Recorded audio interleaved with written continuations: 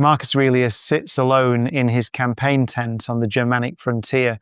It's the winter of 172 AD. Outside, the Danube freezes whilst his legions prepare for another brutal season fighting the Marcomanni.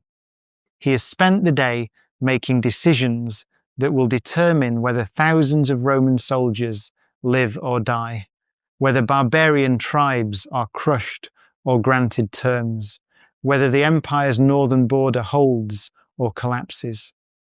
Now, in the flickering lamplight, he writes not military dispatches or imperial decrees, but private philosophical reminders to himself about mortality and virtue. You could leave life right now. He scratches onto papyrus. Let that determine what you do and say and think. Here is the most powerful man in the world, commander of 60 legions, master of an empire stretching from Britain to Mesopotamia, and he is more concerned with losing his inner freedom than losing his throne.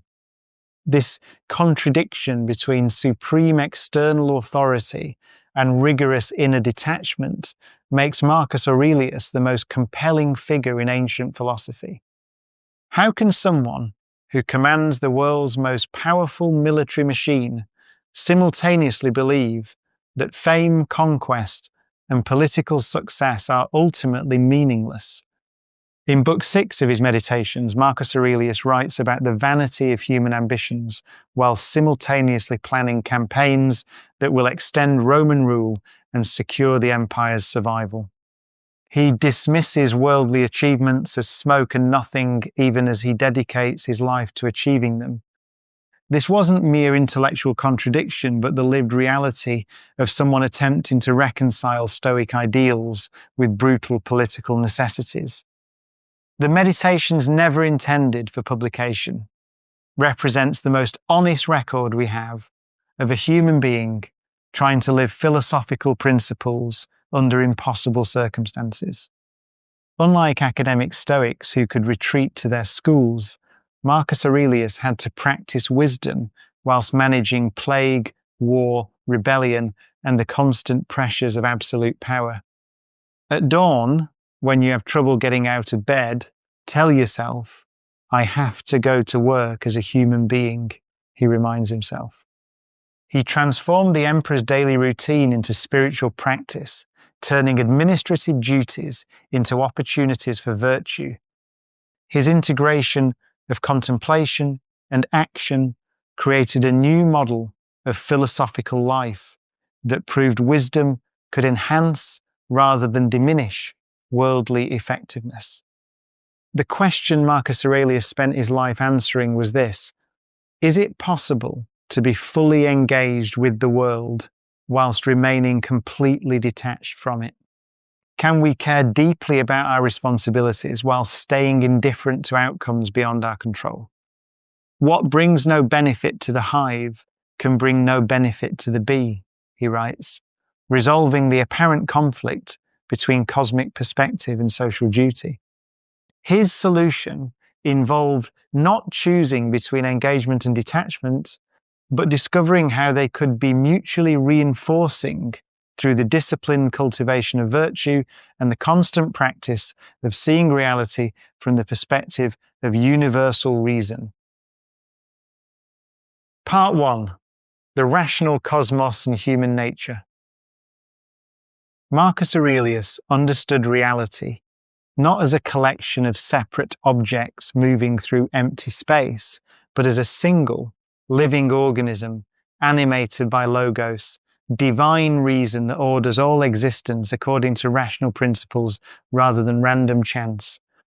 Constantly regard the universe as one living being, he writes in Book 4, having one substance and one soul.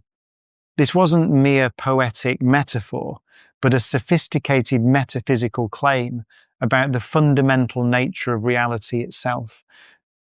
The emperor-philosopher saw the cosmos as pervaded by intelligence, a rational mind expressing itself through every natural process and phenomenon. This cosmic rationalism provided the foundation for everything else in Marcus Aurelius's philosophy. If the universe is truly rational, then human suffering and apparent chaos must serve some larger purpose that finite minds cannot always grasp. The plague that devastated his empire, the barbarian invasions that demanded his constant military attention, the betrayals and disappointments of political life, all of these participate in a cosmic order that operates according to divine reason, even when that reason remains opaque to human understanding. Logos manifests throughout the natural world in observable patterns and processes that reveal underlying intelligence. Marcus Aurelius found profound spiritual significance in natural phenomena that others might dismiss as mundane or even ugly. In Book 3, he discovers beauty in the foam on a boar's mouth and the serious look on a lion's face, seeing divine reason expressed even in details that conventional aesthetics would consider insignificant. This wasn't romantic nature worship, but philosophical observation. The cycles of seasons, the instincts of animals, the rational capacity of human beings all demonstrate the same cosmic intelligence operating through natural law. Recognizing logos in nature becomes a spiritual practice that connects us to the divine mind that orders all things. When Marcus Aurelius observes the grain bending in the field or watches bread crack open in the oven, he sees the universal reason that governs growth and decay, creation and destruction.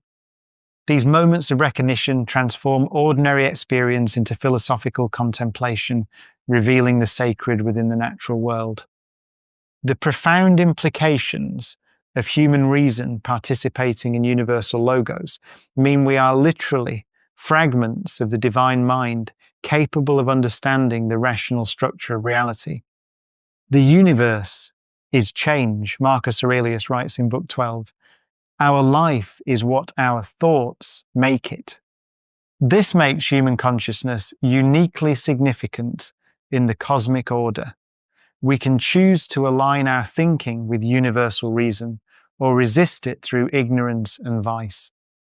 We possess the remarkable capacity to comprehend the very logos that created us, to think the thoughts of the cosmic mind itself.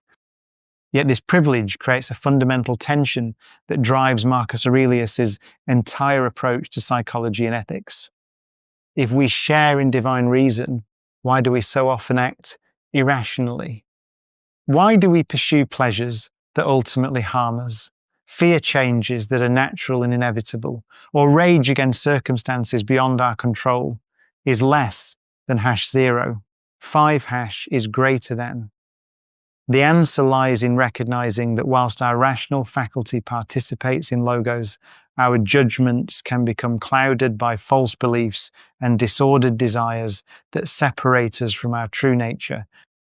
This leads to Marcus Aurelius's revolutionary conclusion. We live not in a hostile or indifferent universe, but in a rational cosmos that can be comprehended and cooperated with through philosophical understanding. Either the universe is a confusion of atoms, he declares in Book 6, or it is unity and order and providence. His commitment to cosmic rationalism wasn't naive optimism, but a hard-won philosophical position that had to account for war, plague, and human cruelty, whilst maintaining faith in the underlying intelligence that governs all existence. This metaphysical foundation supports everything that follows in Marcus Aurelius's philosophy. If reality is fundamentally rational, then virtue and wisdom represent alignment with the deepest truth about existence itself. The inner citadel becomes possible precisely because we can anchor our consciousness in logos, the divine reason that remains constant even as external circumstances change. Understanding our participation in cosmic intelligence transforms philosophy from abstract speculation into practical wisdom for living according to our highest nature. Marcus Aurelius encountered a profound philosophical puzzle that would define his approach to both imperial governance and personal ethics. If individual consciousness feels fundamentally separate and isolated, why did Stoic doctrine insist that all beings share in a deeper unity? The answer lay in cosmic sympathy, the doctrine that all parts of the universe remain interconnected through invisible bonds of mutual influence and shared rational substance. This wasn't merely abstract metaphysics for Marcus Aurelius, but a lived reality he experienced daily whilst managing the complexities of empire. We were born to work together like feet, hands, and eyes, like the two rows of teeth, upper and lower. He reflects in Book 7, recognizing that apparent separation between individuals constitutes a philosophical illusion that generates unnecessary suffering. If all beings truly participate in the same rational cosmos, then the boundaries we draw between self and other, individual and community, represent failures of understanding rather than genuine metaphysical divisions. Marcus Aurelius developed this insight through an organic metaphor that would become central to his ethical vision. The universe functions like a single living body in which individual beings serve as organs contributing to the health of the whole. Keep constantly in mind in how many things you yourself have witnessed changes. The universe is change. Our life is what our thoughts make it, he meditates in Book 2, establishing that this organic unity explains both cooperation and conflict in human affairs. Even apparent opposition serves the larger harmony of the whole, just as fever and inflammation serve the body's healing process. This creates a striking tension. If we're genuinely parts of one cosmic organism, why does individual consciousness feel so profoundly isolated from others? Marcus Aurelius recognized that this felt separation results from our limited perspective. We experience only our own thoughts and sensations directly, creating the illusion of fundamental disconnection from the rational cosmos we actually share. The ethical implications transform our understanding of moral obligation entirely. We must care for others not because external commands demand it, but because we literally participate in their being through shared rational substance. What is not good for the swarm is not good for the bee. Marcus Aurelius observes in Book 11, dissolving the apparent conflict between self-interest and altruism. Properly understood, individual and collective flourishing become inseparable because individual identity itself represents an abstraction from the larger whole. This understanding transforms moral obligation from burdensome duty into natural expression of our deepest nature as rational social beings. When we harm others, we damage ourselves. When we contribute to the common good, we fulfill our own rational essence. Yet this creates a profound challenge for practical ethics. How do we maintain appropriate boundaries and individual responsibility whilst recognizing fundamental interconnection? Marcus Aurelius struggled with this tension throughout his reign, particularly when dealing with difficult people who seemed to oppose the common good. In Book 6, he reminds himself that even those who frustrate him remain parts of the same rational cosmos, deserving understanding rather than condemnation. This tension between unity and individuality requires sophisticated psychological practices to navigate successfully. We need practical methods for experiencing our connection to others without losing our capacity for independent moral judgment and personal accountability within the larger cosmic harmony. Marcus Aurelius begins with a fundamental insight about human nature that shapes everything else in his philosophy. Humans occupy a unique position in the cosmic hierarchy as rational animals capable of understanding the logos and choosing to live in accordance with universal reason. You have power over your mind, not outside events. Realize this, and you will find strength, he writes in Book 8, capturing the essence of what distinguishes us from other creatures.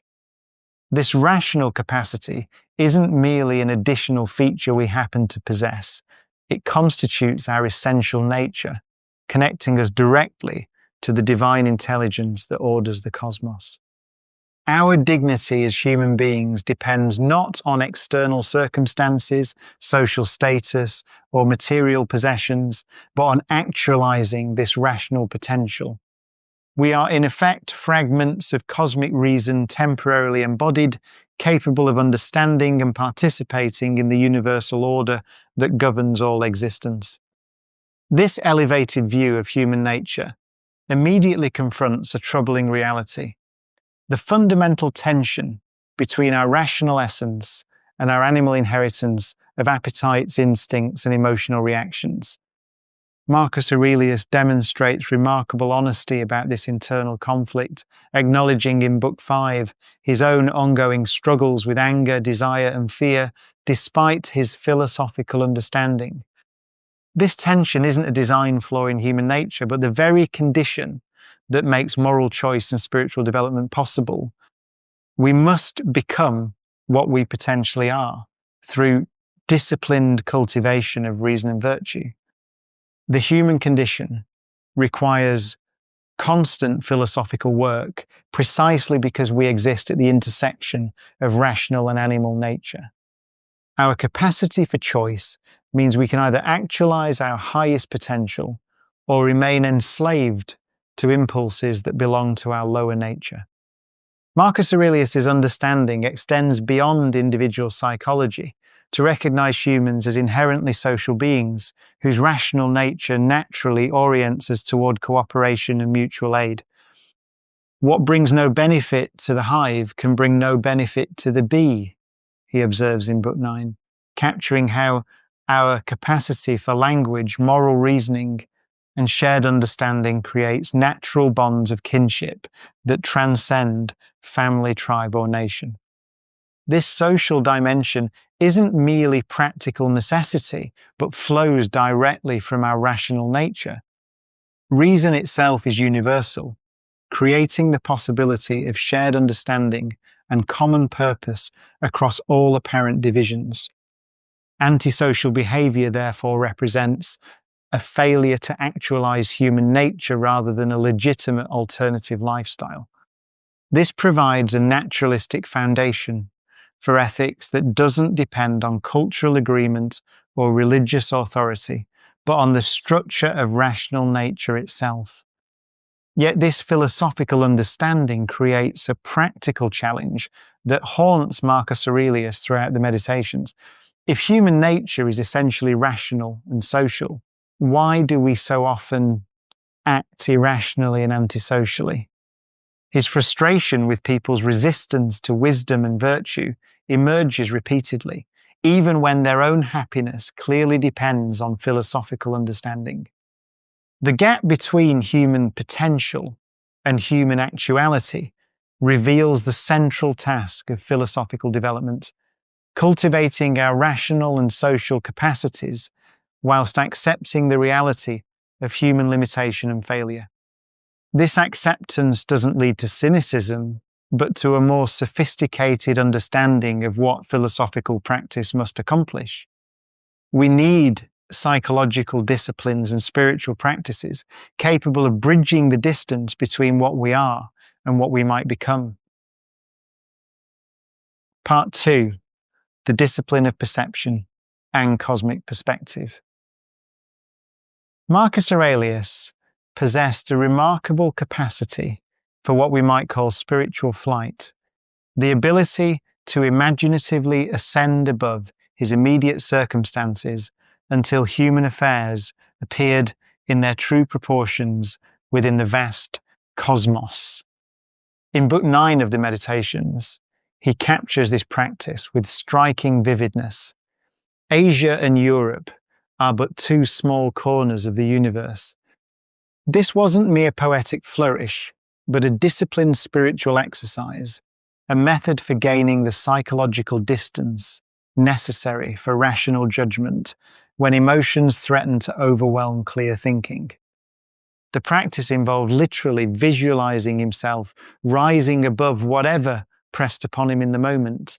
The weight of imperial responsibilities, the chaos of military campaigns, the endless administrative demands of governing an empire.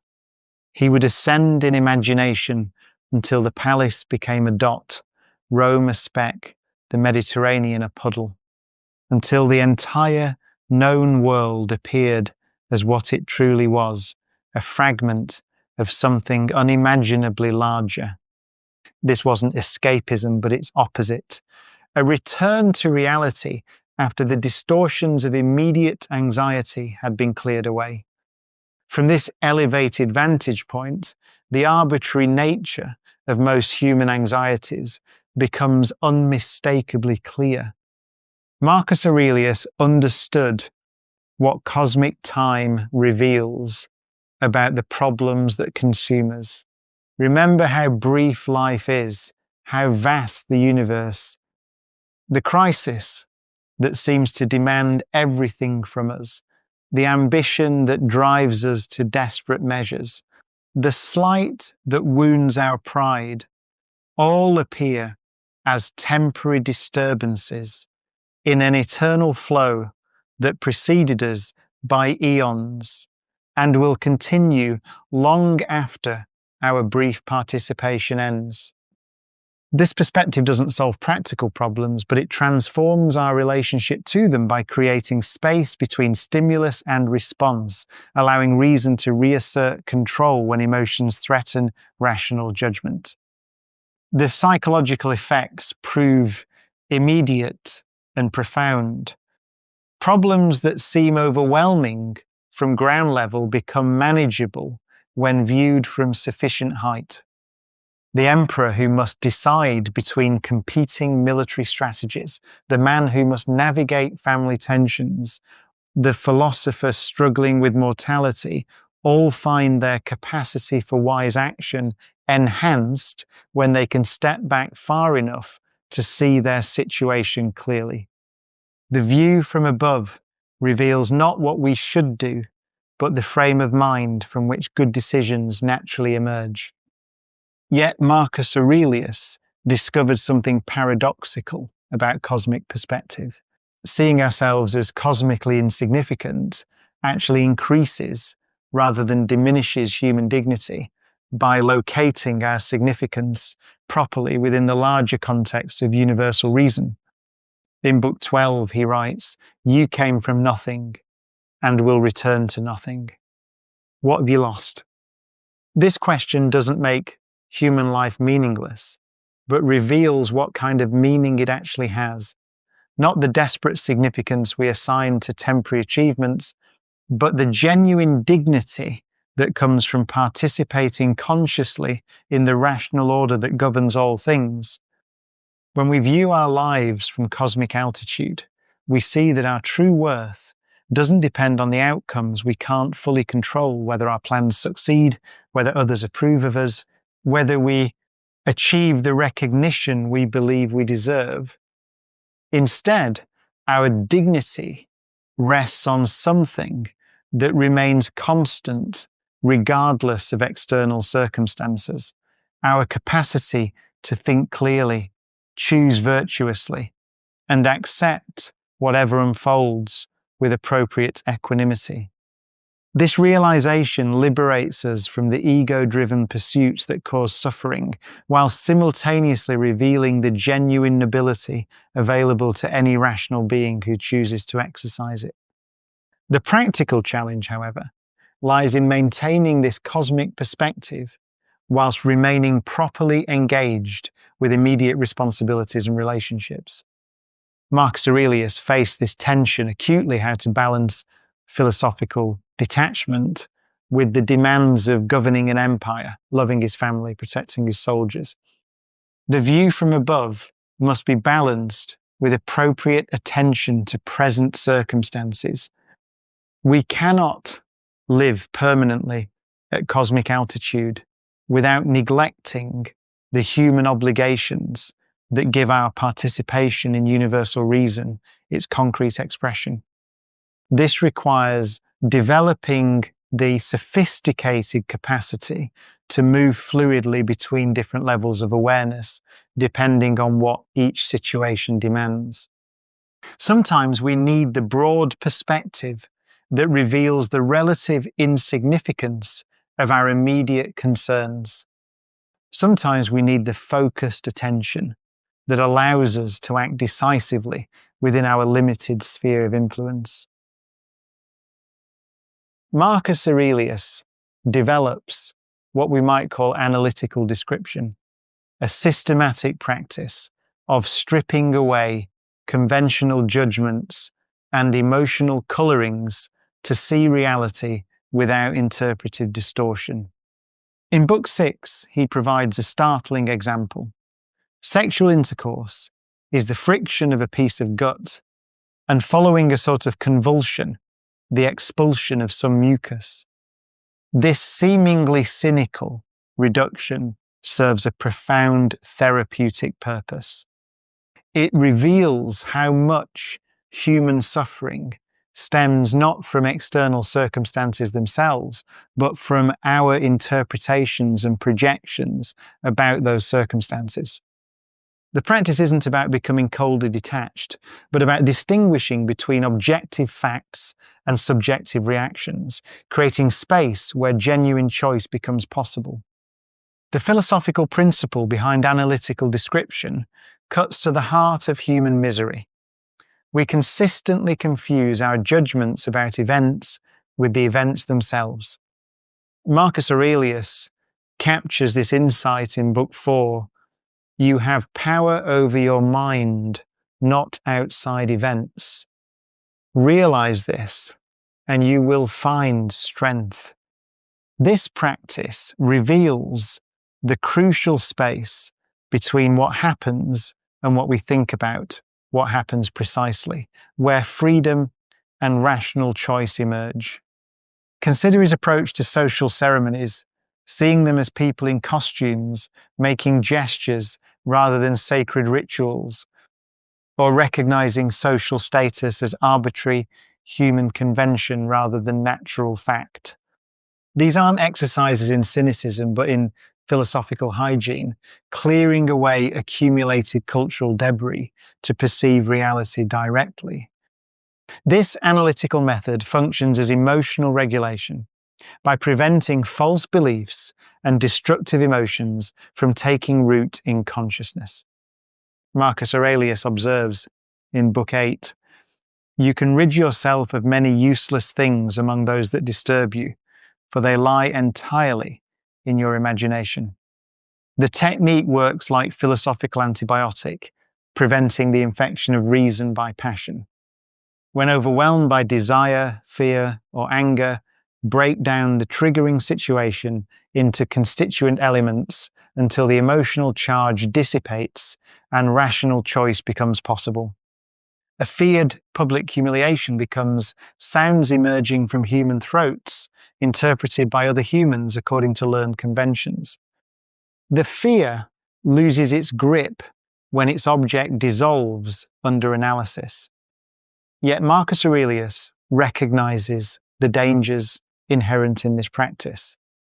Taken too far, analytical description could lead to cynicism, emotional numbness, or inability to appreciate beauty and meaning in human experience. His own writings reveal the struggle to maintain warmth and human connection whilst practicing philosophical detachment. The goal isn't eliminating all emotional response, but ensuring emotions serve reason rather than overwhelming it. This creates a delicate balance. Analytical clarity must coexist with appropriate appreciation for genuine goods available in human experience. The philosopher-emperor must see through illusions without losing sight of what genuinely matters: virtue, duty, the common good of rational beings participating in cosmic order. Marcus Aurelius confronted a truth that most of us spend our lives avoiding. Everything that comes into being must inevitably pass away according to natural law. This wasn't philosophical speculation, but lived reality for an emperor who watched armies march to death, cities rise and fall, and his own children die before him. In Book 4 of the Meditations, he captures this with haunting precision. Time is like a river of passing events, and the current is swift. No sooner does anything appear than it is swept by, and another comes in its place, and that too will be swept away. This recognition of universal flux wasn't morbid obsession, but clear-eyed acceptance of what the Stoics called the fundamental structure of reality itself. For Marcus Aurelius, resistance to change causes suffering precisely because it puts us at odds with the natural order. The businessman clinging to a failing enterprise, the parent unable to accept their child's independence, the aging athlete denying physical decline, all suffer not from change itself, but from their refusal to acknowledge its inevitability. Marcus Aurelius understood that the universe operates according to rational principles, and impermanence is simply one expression of the Logos working through time. Yet this understanding becomes a source of profound liberation rather than despair. In Book 7, Marcus Aurelius writes, "Accept the things to which fate binds you, and love the people with whom fate associates you." This isn't passive resignation, but active engagement with reality, as it actually is. When we truly accept impermanence, we can love more deeply because we're not constantly defending against inevitable loss. The parent who accepts their child will one day leave can cherish present moments without the desperate clinging that actually diminishes intimacy. The leader who knows their power is temporary can exercise it more wisely, focused on what genuinely matters rather than on preserving their position.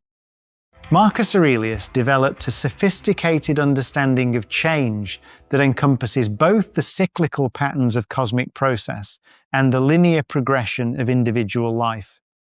The universe is change, our life is what our thoughts make it, he reflects in Book 9.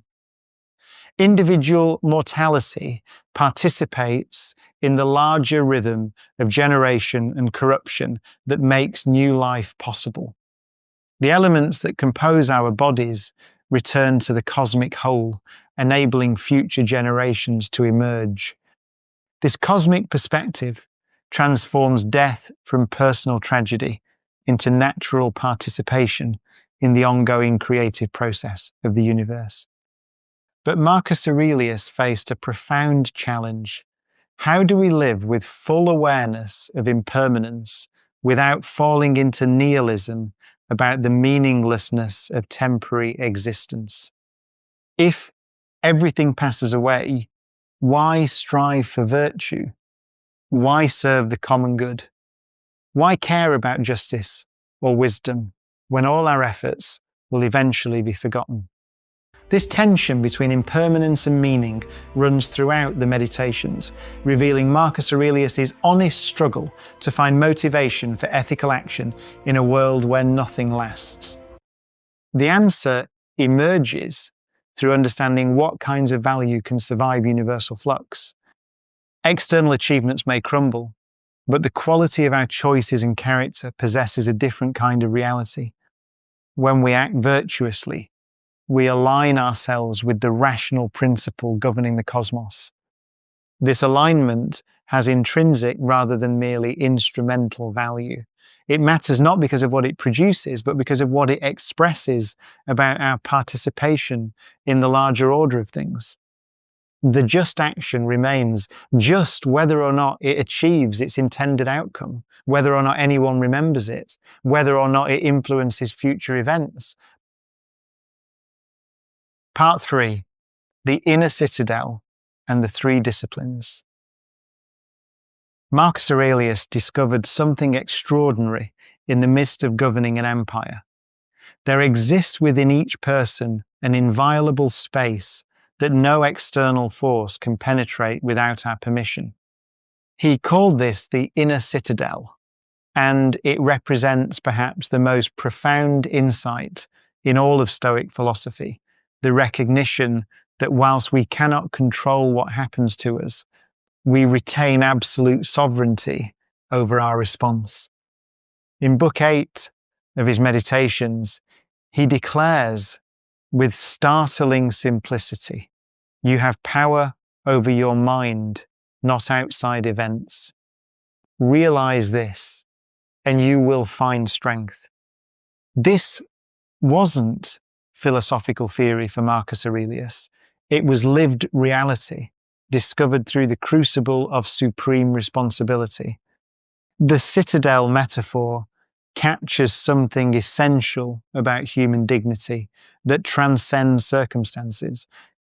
Picture Marcus Aurelius writing these words not in comfortable academic retreat, but in a tent on the Danube frontier, managing military campaigns whilst wrestling with philosophical questions about mortality and duty.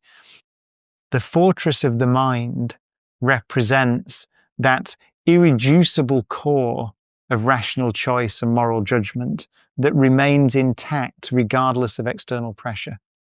Whether facing barbarian invasions, political conspiracies, or personal grief, the emperor-philosopher found that his capacity to choose his response remained unassailable. This inner sovereignty wasn't escape from responsibility, but the foundation that made authentic engagement with worldly duties possible. The citadel is built through disciplined cultivation of reason, which allows us to maintain psychological freedom even under conditions of physical constraint or overwhelming social pressure. Marcus Aurelius understood that external circumstances test our philosophical convictions, but they cannot determine our fundamental orientation toward life unless we surrender that power. The fortress metaphor emphasizes both defensive and constructive aspects of this inner work, protecting rational autonomy from external manipulation, while simultaneously building positive capacities for virtue and wisdom. The stronger our inner citadel becomes, the more effectively we can engage with external challenges, because we're not psychologically dependent on controlling outcomes. Marcus Aurelius' unique position as emperor provided the ultimate test case for this philosophy. He experienced simultaneously the greatest external power and the most crushing external constraints in the Roman world, able to command legions, but unable to escape the constant demands of imperial duty. In Book 6, he reflects, "The best revenge is not to be like your enemy," revealing how inner freedom operated independently of his capacity to retaliate against those who opposed him. His philosophical practice proved that inner sovereignty and outer constraint could coexist, even reinforce each other when properly understood. The emperor, who could execute anyone who displeased him, chose instead to strengthen the fortress of rational judgment that no external force could breach. Yet, the citadel metaphor requires careful understanding to avoid the trap of emotional withdrawal or social disengagement. Marcus Aurelius struggled throughout his life to balance philosophical detachment with appropriate emotional engagement, particularly in his relationships with family and friends. The inner fortress doesn't advocate numbness or indifference, but rather the kind of inner stability that enhances our capacity for love, service, and responsive action. When we're not psychologically dependent on external validation or control, we become more present to others' genuine needs rather than our own anxious projections about what might happen. The discipline of desire stands as the most fundamental of Marcus Aurelius's 3 spiritual exercises, demanding nothing less than a complete reorientation of human motivation.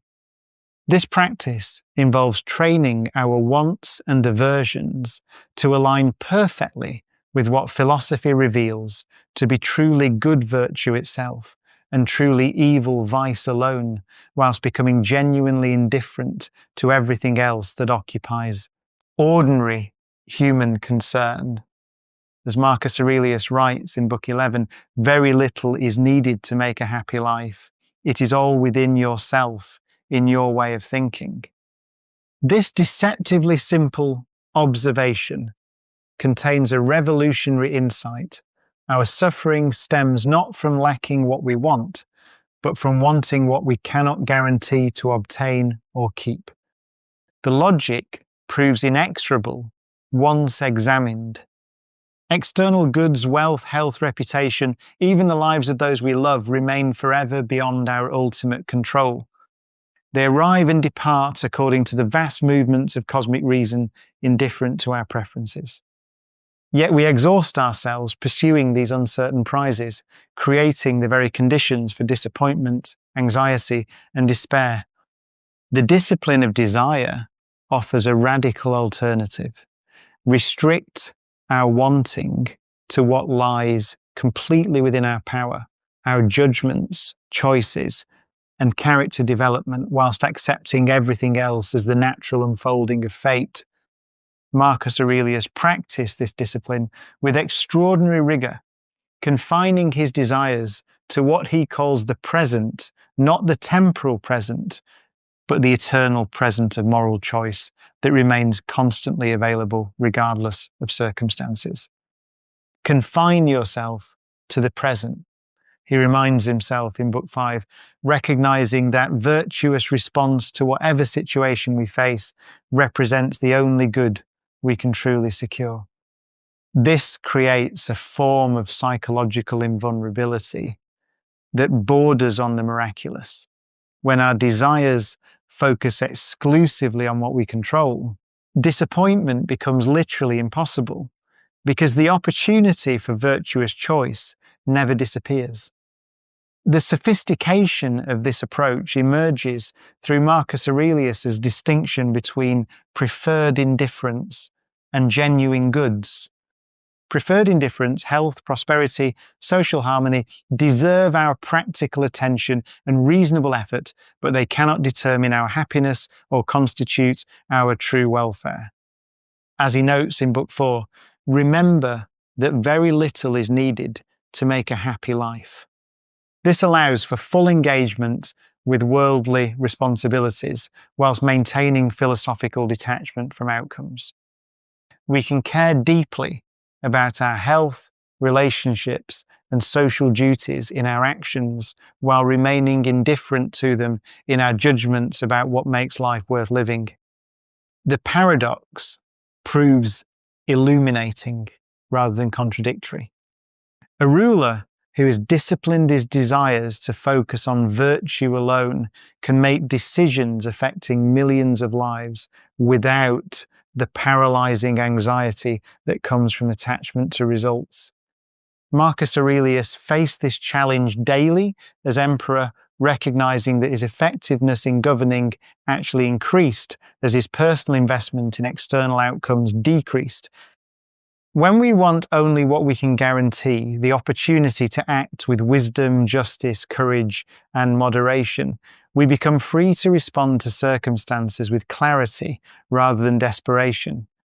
Yet the practical implementation of this discipline raises profound questions about human motivation and social responsibility. If we become truly indifferent to preferred indifference, won't we lose the natural drives that make us effective agents in the world? How can a parent genuinely care for their child's welfare whilst practicing indifference to the child's health and happiness?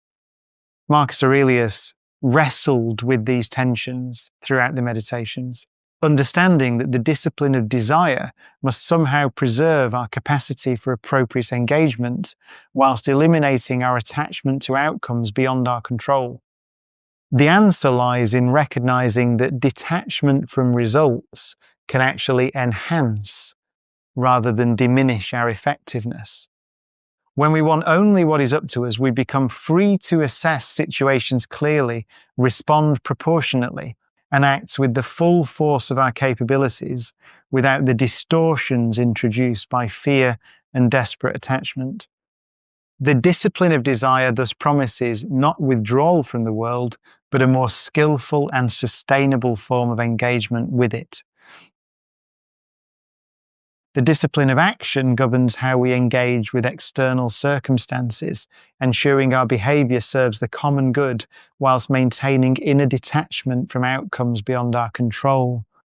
Marcus Aurelius captures this fundamental orientation in Book 6.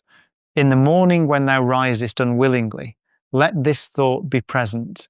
I am rising to the work of a human being. This isn't merely about getting out of bed. It's about transforming every moment of activity into spiritual practice. Each action becomes an opportunity to express virtue and serve the rational order of the cosmos, regardless of whether the task feels significant or mundane. This discipline operates through a crucial insight. We control our choices, but not their consequences.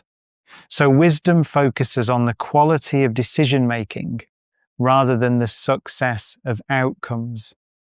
Marcus Aurelius demonstrated this principle throughout his reign, acting decisively during the Antonine Plague and the Marcomannic Wars, whilst recognizing that results would ultimately be determined by forces beyond his complete control. He made the best decisions possible with available information, then accepted whatever consequences emerged from the larger cosmic process. This approach avoids both paralysis from overthinking consequences and recklessness from ignoring likely results. The discipline of action resolves an apparent paradox between Stoic indifference and social engagement by showing that detachment from outcomes actually enhances our capacity for effective service is less than #0. 5# is greater than Marcus Aurelius observes. In Book 9, what brings no benefit to the hive can bring no benefit to the bee.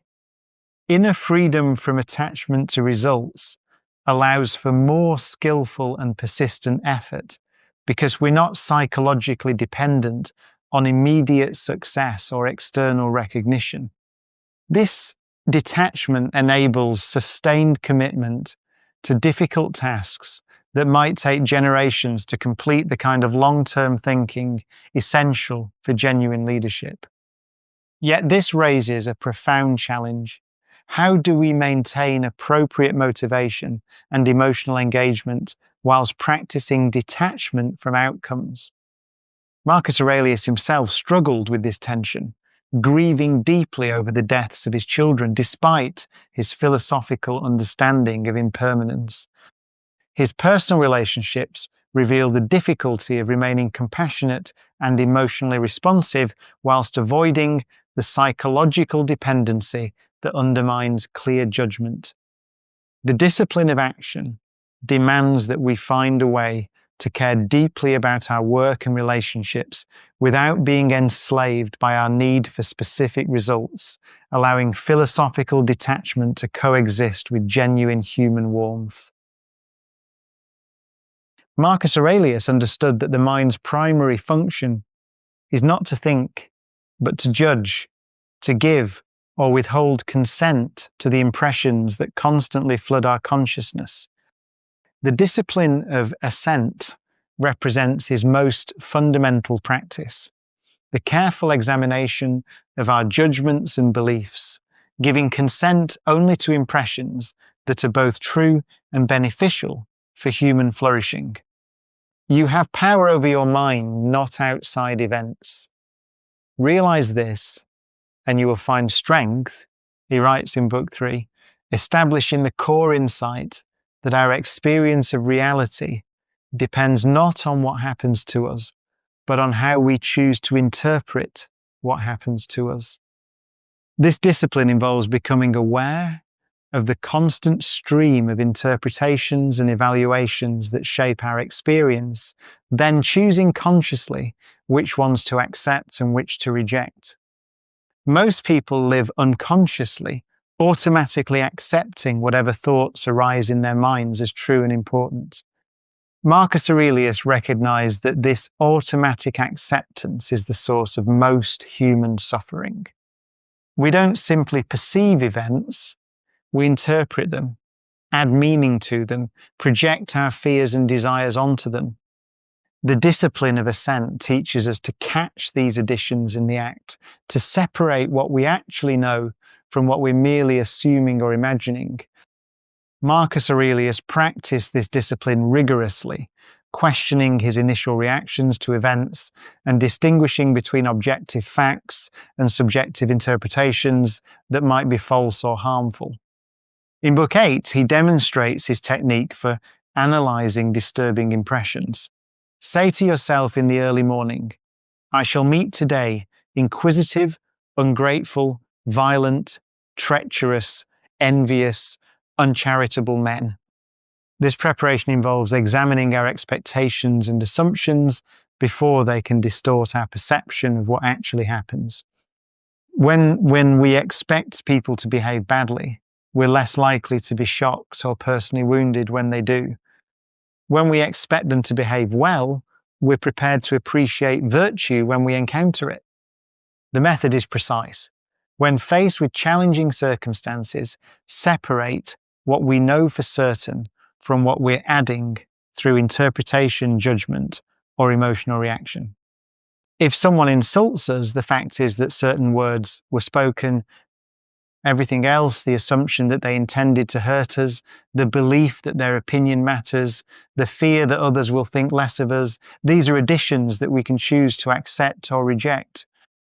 Marcus Aurelius understood that most of our suffering comes not from events themselves, but from these additions, these stories we tell ourselves about what events mean. This mental discipline prevents false beliefs and destructive emotions from taking root in consciousness by maintaining clarity about what we can and cannot know with certainty. How much trouble he avoids who does not look to see what his neighbour says or does, Marcus Aurelius observes in Book 12, recognizing that curiosity about others' affairs often leads to judgments based on incomplete information. The discipline of assent works like a philosophical filter, allowing helpful thoughts to pass through whilst blocking those that would disturb our peace or compromise our virtue. This creates psychological stability by grounding our responses in reality rather than in fantasy, fear, or wishful thinking. When we base our reactions on facts rather than interpretations, we become more reliable to ourselves and others. We stop being surprised by predictable human behavior. We stop taking personally what was never personal to begin with. We develop what Marcus Aurelius calls the inner citadel, a space of clarity and strength that external circumstances cannot touch. The discipline of assent integrates seamlessly with the other two disciplines, showing how right thinking enables right desiring and right acting. Marcus Aurelius approached philosophical practice holistically, understanding that each discipline supports and reinforces the others. We cannot desire rightly if we think wrongly about what is truly good. We cannot act rightly if we misunderstand the nature of our situation. Mastering our thoughts is not an end in itself, but the foundation for living wisely and serving effectively in whatever circumstances we face. Yet this rigorous intellectual discipline raises a deeper question. How do we maintain such careful scrutiny of our thoughts whilst remaining open to beauty, meaning, and appropriate emotional engagement with life?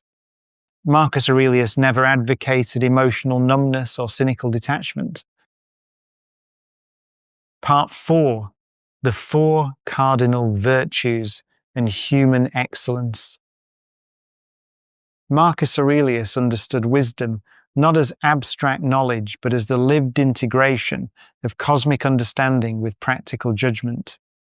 When he writes in Book 8, "At dawn, when you have trouble getting out of bed, tell yourself, I have to go to work as a human being, he reveals wisdom's essential character, the transformation of ordinary experience through philosophical insight. This isn't merely intellectual comprehension of Stoic principles, but the embodied capacity to see each moment as an opportunity for deeper understanding. Wisdom encompasses both theoretical grasp of the logos, the rational principle governing the universe, and practical knowledge of how to live well within specific circumstances. The wise person doesn't simply know that virtue is the only true good. They recognize how this truth applies to the immediate challenge of rising from bed, dealing with difficult colleagues, or facing personal loss.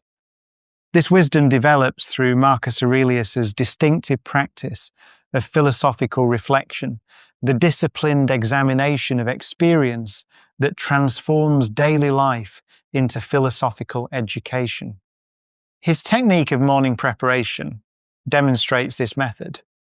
When you wake up in the morning, tell yourself, the people I deal with today will be meddling, ungrateful, arrogant, dishonest, jealous, and surly.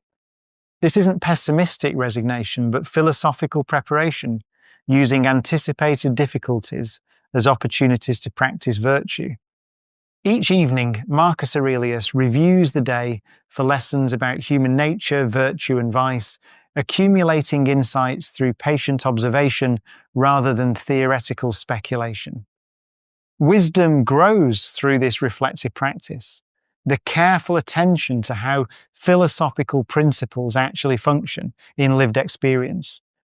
Mistakes become teaching moments, conflicts reveal character, and setbacks offer chances to test understanding against reality.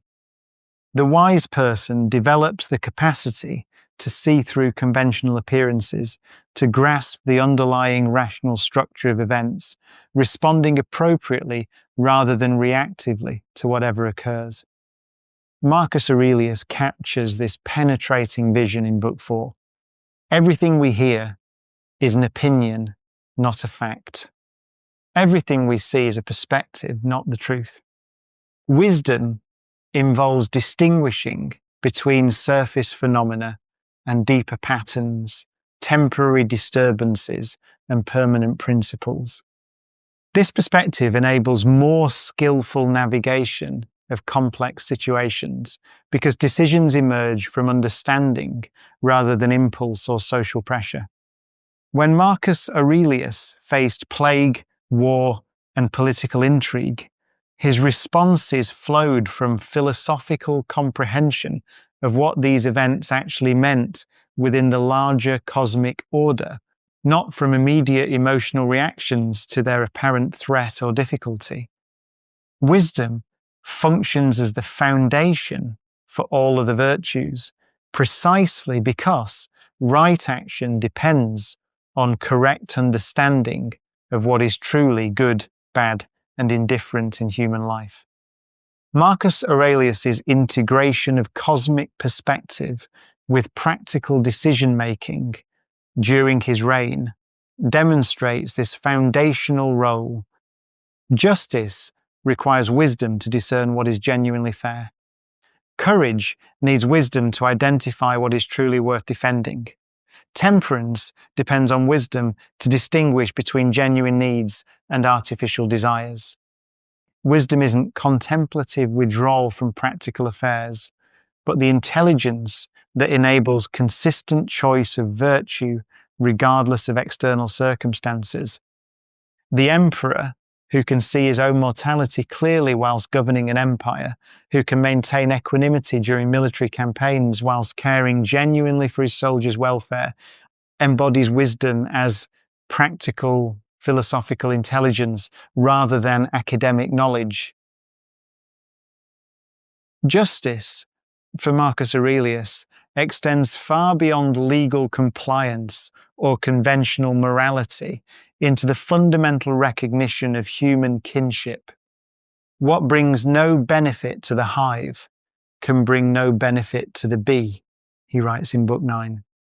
Capturing the essence of his understanding, We are not isolated individuals competing for scarce resources, but fragments of universal reason bound together in a cosmic community.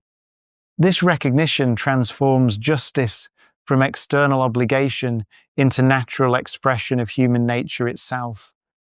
The metaphysical foundation for this vision lies in Marcus Aurelius's doctrine of cosmic sympathy, the principle that all rational beings participate in the same divine logos and therefore share an organic unity. We were born to work together like feet, hands, and eyes, like the two rows of teeth, upper and lower. He reflects in Book 2. This is not mere metaphor, but describes the literal structure of reality. Harming others diminishes our own humanity because we share the same rational essence. Individual and collective flourishing become inseparable when we understand ourselves as parts of a greater whole.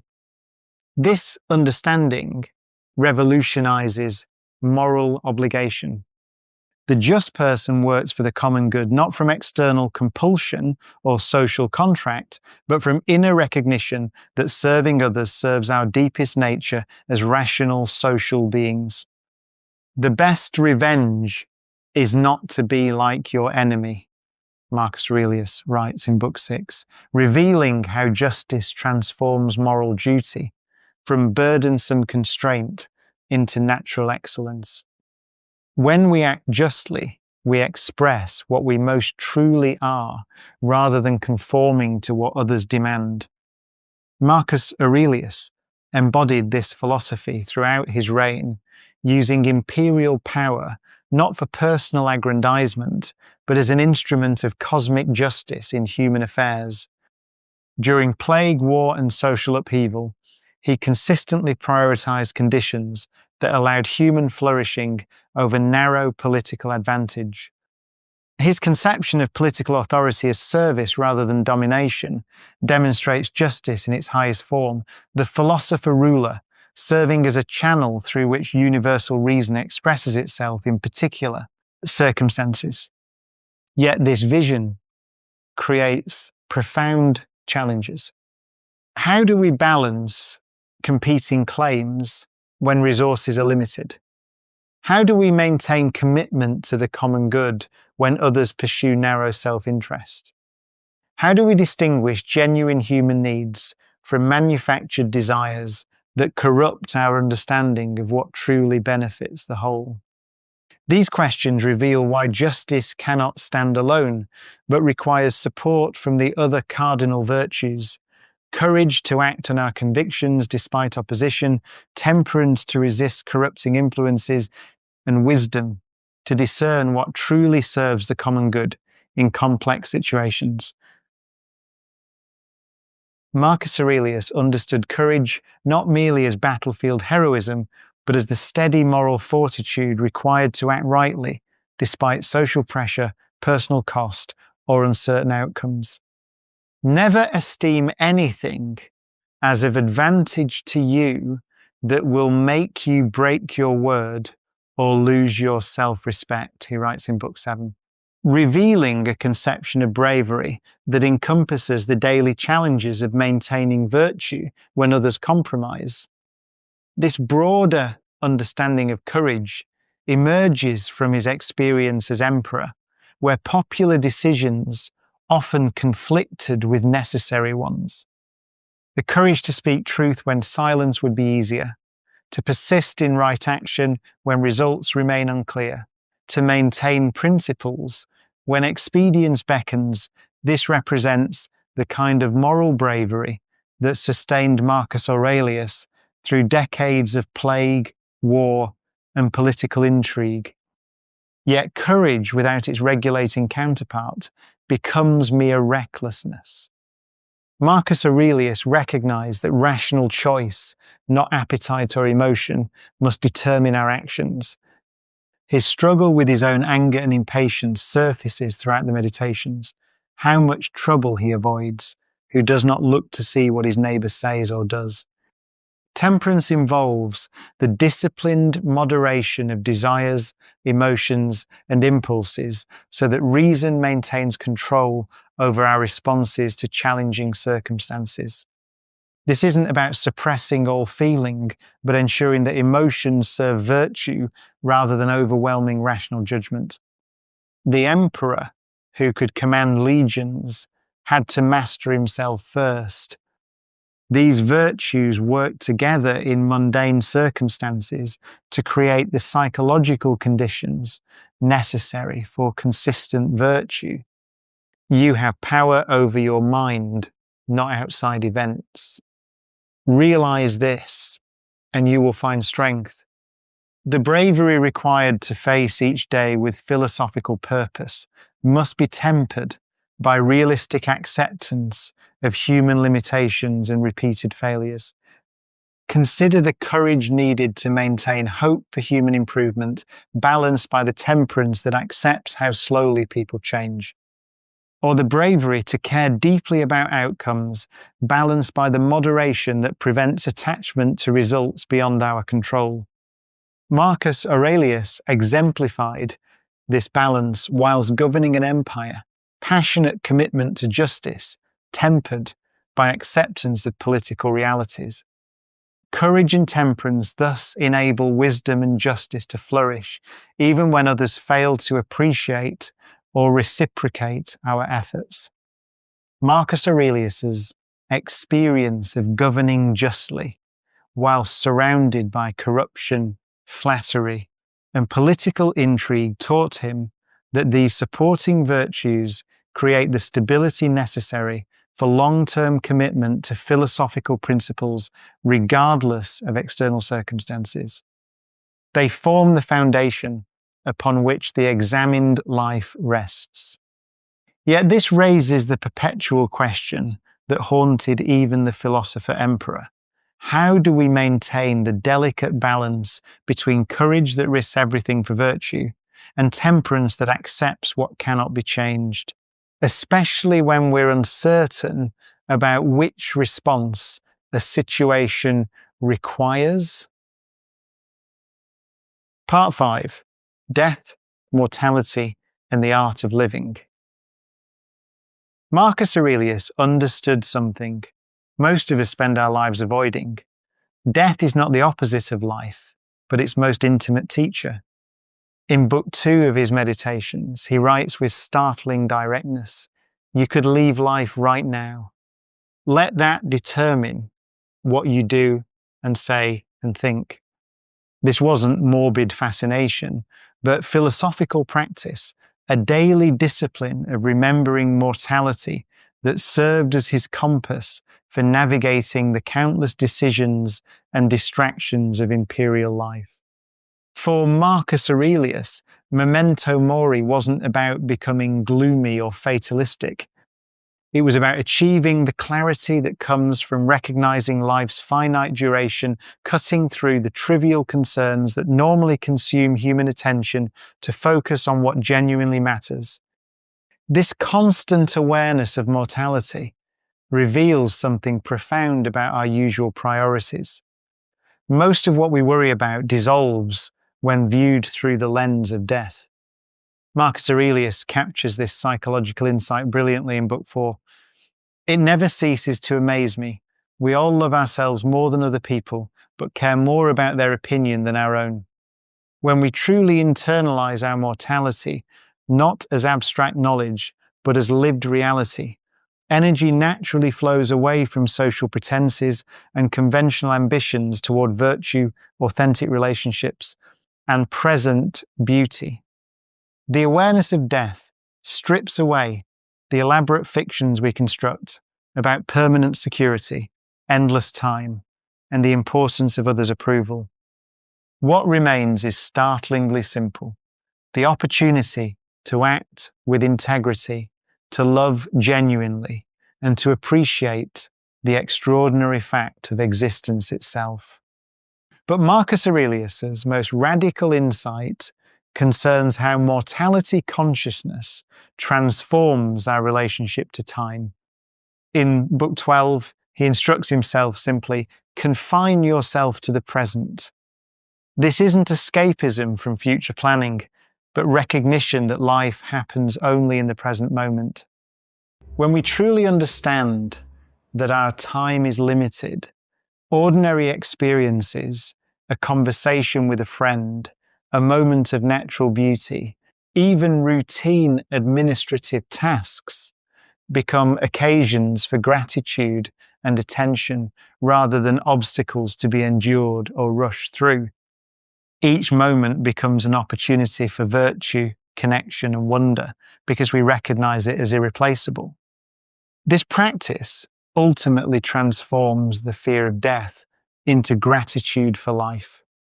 Marcus Aurelius faced his own declining health during his final years on the Germanic frontier with remarkable equanimity, having spent decades preparing for this reality through daily meditation on mortality.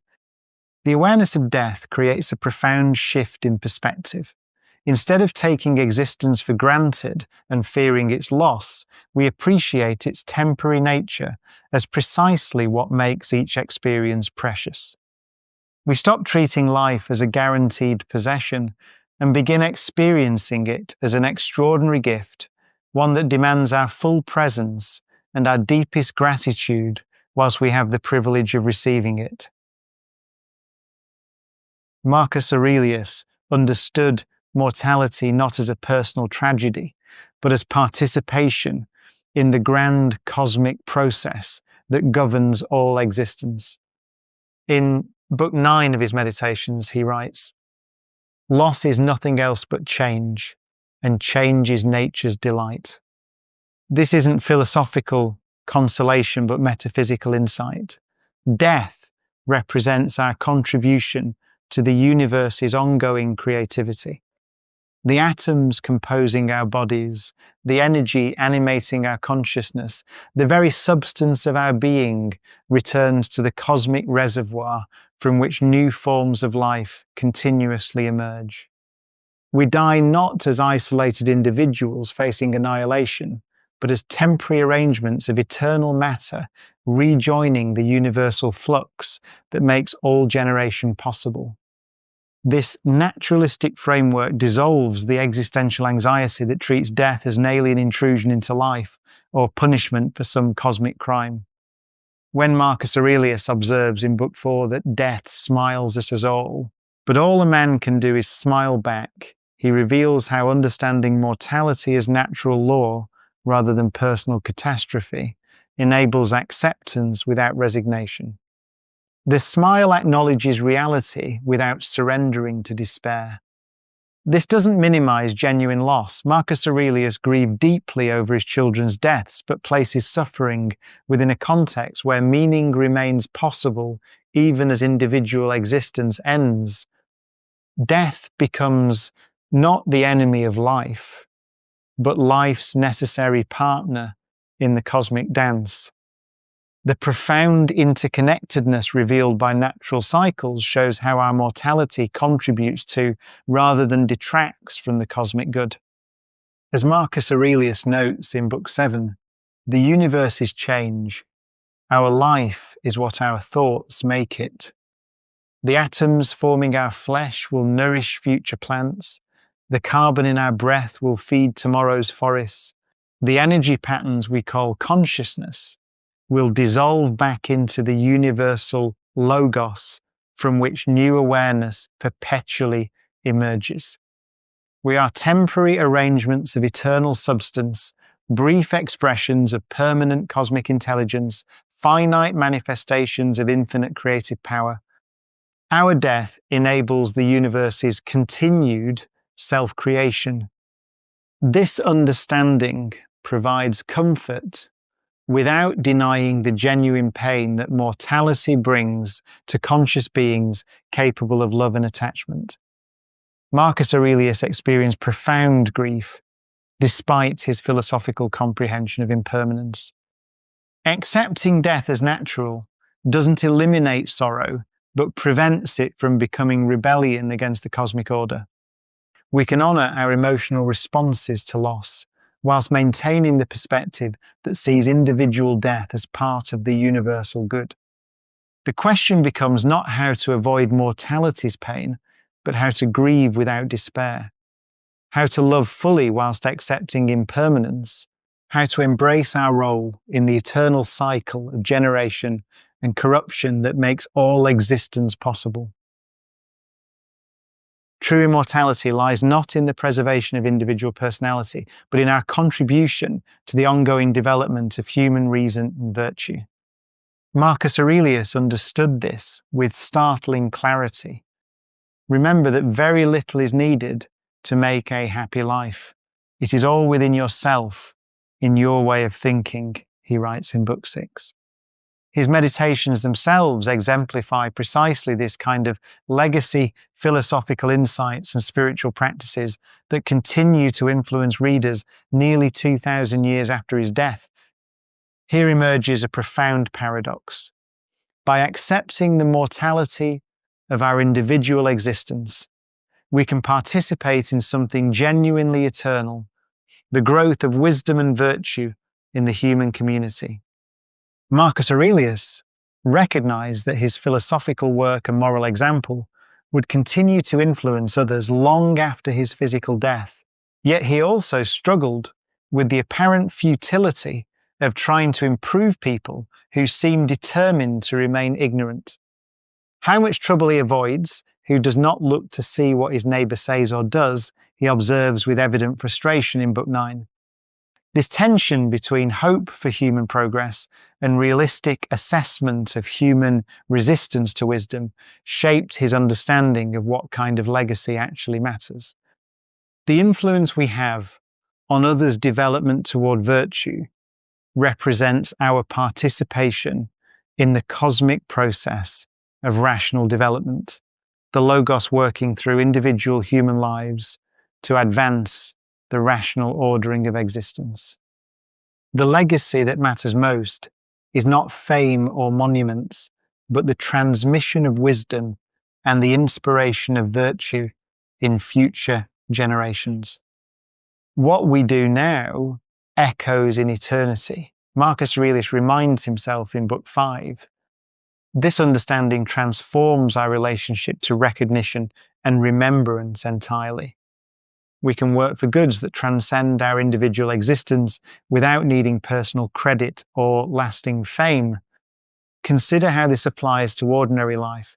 Every act of virtue, every moment of wisdom, every expression of genuine care contributes to the moral development of the human community, regardless of whether anyone notices or remembers. The teacher whose student becomes wise, the parent whose child learns integrity, the citizen whose example inspires others, all participate in this eternal process of rational development. This understanding of legacy transforms mortality from a source of despair into a motivation for excellence, since our brief time becomes an opportunity to serve the eternal development of rational life. Marcus Aurelius felt this responsibility acutely as emperor to use his position and influence to advance human flourishing rather than personal glory. This vision of meaningful mortality creates both urgency and peace. Urgency because our time is limited. Peace because our contributions to reason and virtue participate in something that transcends individual death. How then do we balance appropriate concern for our own development and happiness with service to goods that extend beyond our personal existence? Part 6. Preferred Indifferents and the Paradox of Engagement. Marcus Aurelius presents us with a radical challenge to ordinary thinking about what makes life worth living. In Book 2 of the Meditations, he declares with striking simplicity, "Remember that very little is needed to make a happy life. It is all within yourself, in your way of thinking." This isn't mere consolation or philosophical rhetoric. It's the foundation of a complete theory of value that divides all things into 3 categories: genuine goods, genuine evils, and indifference. The genuine goods are virtue and wisdom alone. The genuine evils are vice and folly alone. Everything else, health, wealth, reputation, social status, political power, even life itself, belongs to the category of indifference. This tripartite division strikes most people as absurd. Surely health is better than sickness, prosperity better than poverty, honor better than disgrace. Marcus Aurelius acknowledges these natural preferences whilst insisting they're philosophically irrelevant to human flourishing. The emperor who commands legions and the virtuous slave who owns nothing are equally capable of happiness if both possess wisdom and virtue. This counterintuitive framework serves a precise philosophical purpose. It prevents us from confusing preferred indifference with genuine goods, a confusion that leads to psychological slavery. When we treat health, wealth, or reputation as necessary for happiness, we become hostage to circumstances beyond our control. We compromise our principles to secure advantages that don't actually improve our lives in any fundamental sense. Marcus Aurelius experienced this temptation acutely surrounded by flatterers eager to convince him that imperial power made him superior to ordinary mortals. He maintained that his purple robes and golden throne contributed nothing to his worth as a human being. The concept of preferred indifference reveals the sophistication of Stoic value theory. These are things we naturally choose when given the option health over sickness, prosperity over poverty, but which remain ultimately irrelevant to genuine flourishing. Marcus Aurelius can prefer to be healthy, whilst recognizing that illness cannot make him less virtuous or less happy in any meaningful sense. In Book 4, he observes how much trouble he avoids who does not look to see what his neighbour says or does. The person who locates genuine good in virtue alone escapes the exhausting competition for external advantages that consumes most human energy. This creates a profound paradox for practical living. We must care deeply about indifference in our actions, whilst remaining indifferent to them in our judgments about what constitutes genuine flourishing. Marcus Aurelius demonstrated this during the Antonine Plague, working tirelessly to organize relief efforts and maintain public order, whilst recognizing that external circumstances cannot ultimately harm those who maintain virtue. He could throw himself completely into the practical work of governance, precisely because his sense of well-being didn't depend on political success. The paradox isn't hypocrisy, but philosophical sophistication. We engage fully with worldly responsibilities whilst maintaining inner freedom from attachment to worldly outcomes. Marcus Aurelius writes in Book 8, "You have power over your mind, not outside events. Realize this, and you will find strength." This power over mind doesn't mean withdrawing from external affairs, but engaging with them from a position of psychological invulnerability. The emperor who truly grasps that imperial power is an indifferent, can exercise that power more effectively than one who mistakes it for genuine good. This theory of value enables the philosophical life by ensuring that happiness and virtue depend only on factors completely within our control. Marcus Aurelius maintained equanimity during military campaigns, political crises, and personal losses because his sense of well-being wasn't hostage to external success. No battlefield defeat, no political setback, no personal tragedy could touch the inner citadel where genuine good resides. This creates revolutionary psychological freedom. When we locate authentic value in virtue alone, no external circumstances can make us truly miserable or compromise our essential dignity. Marcus Aurelius faced the ultimate philosophical test case, wielding absolute power over the Roman Empire, whilst maintaining that worldly authority was ultimately meaningless. Here was a man who commanded legions, dispensed justice, and controlled the treasury of the known world, yet wrote in his private meditations, "Remember that very little is needed to make a happy life. It is all within yourself, in your way of thinking." This created an extraordinary challenge. How do you exercise supreme worldly authority while believing that worldly authority is fundamentally a temporary role rather than a personal possession?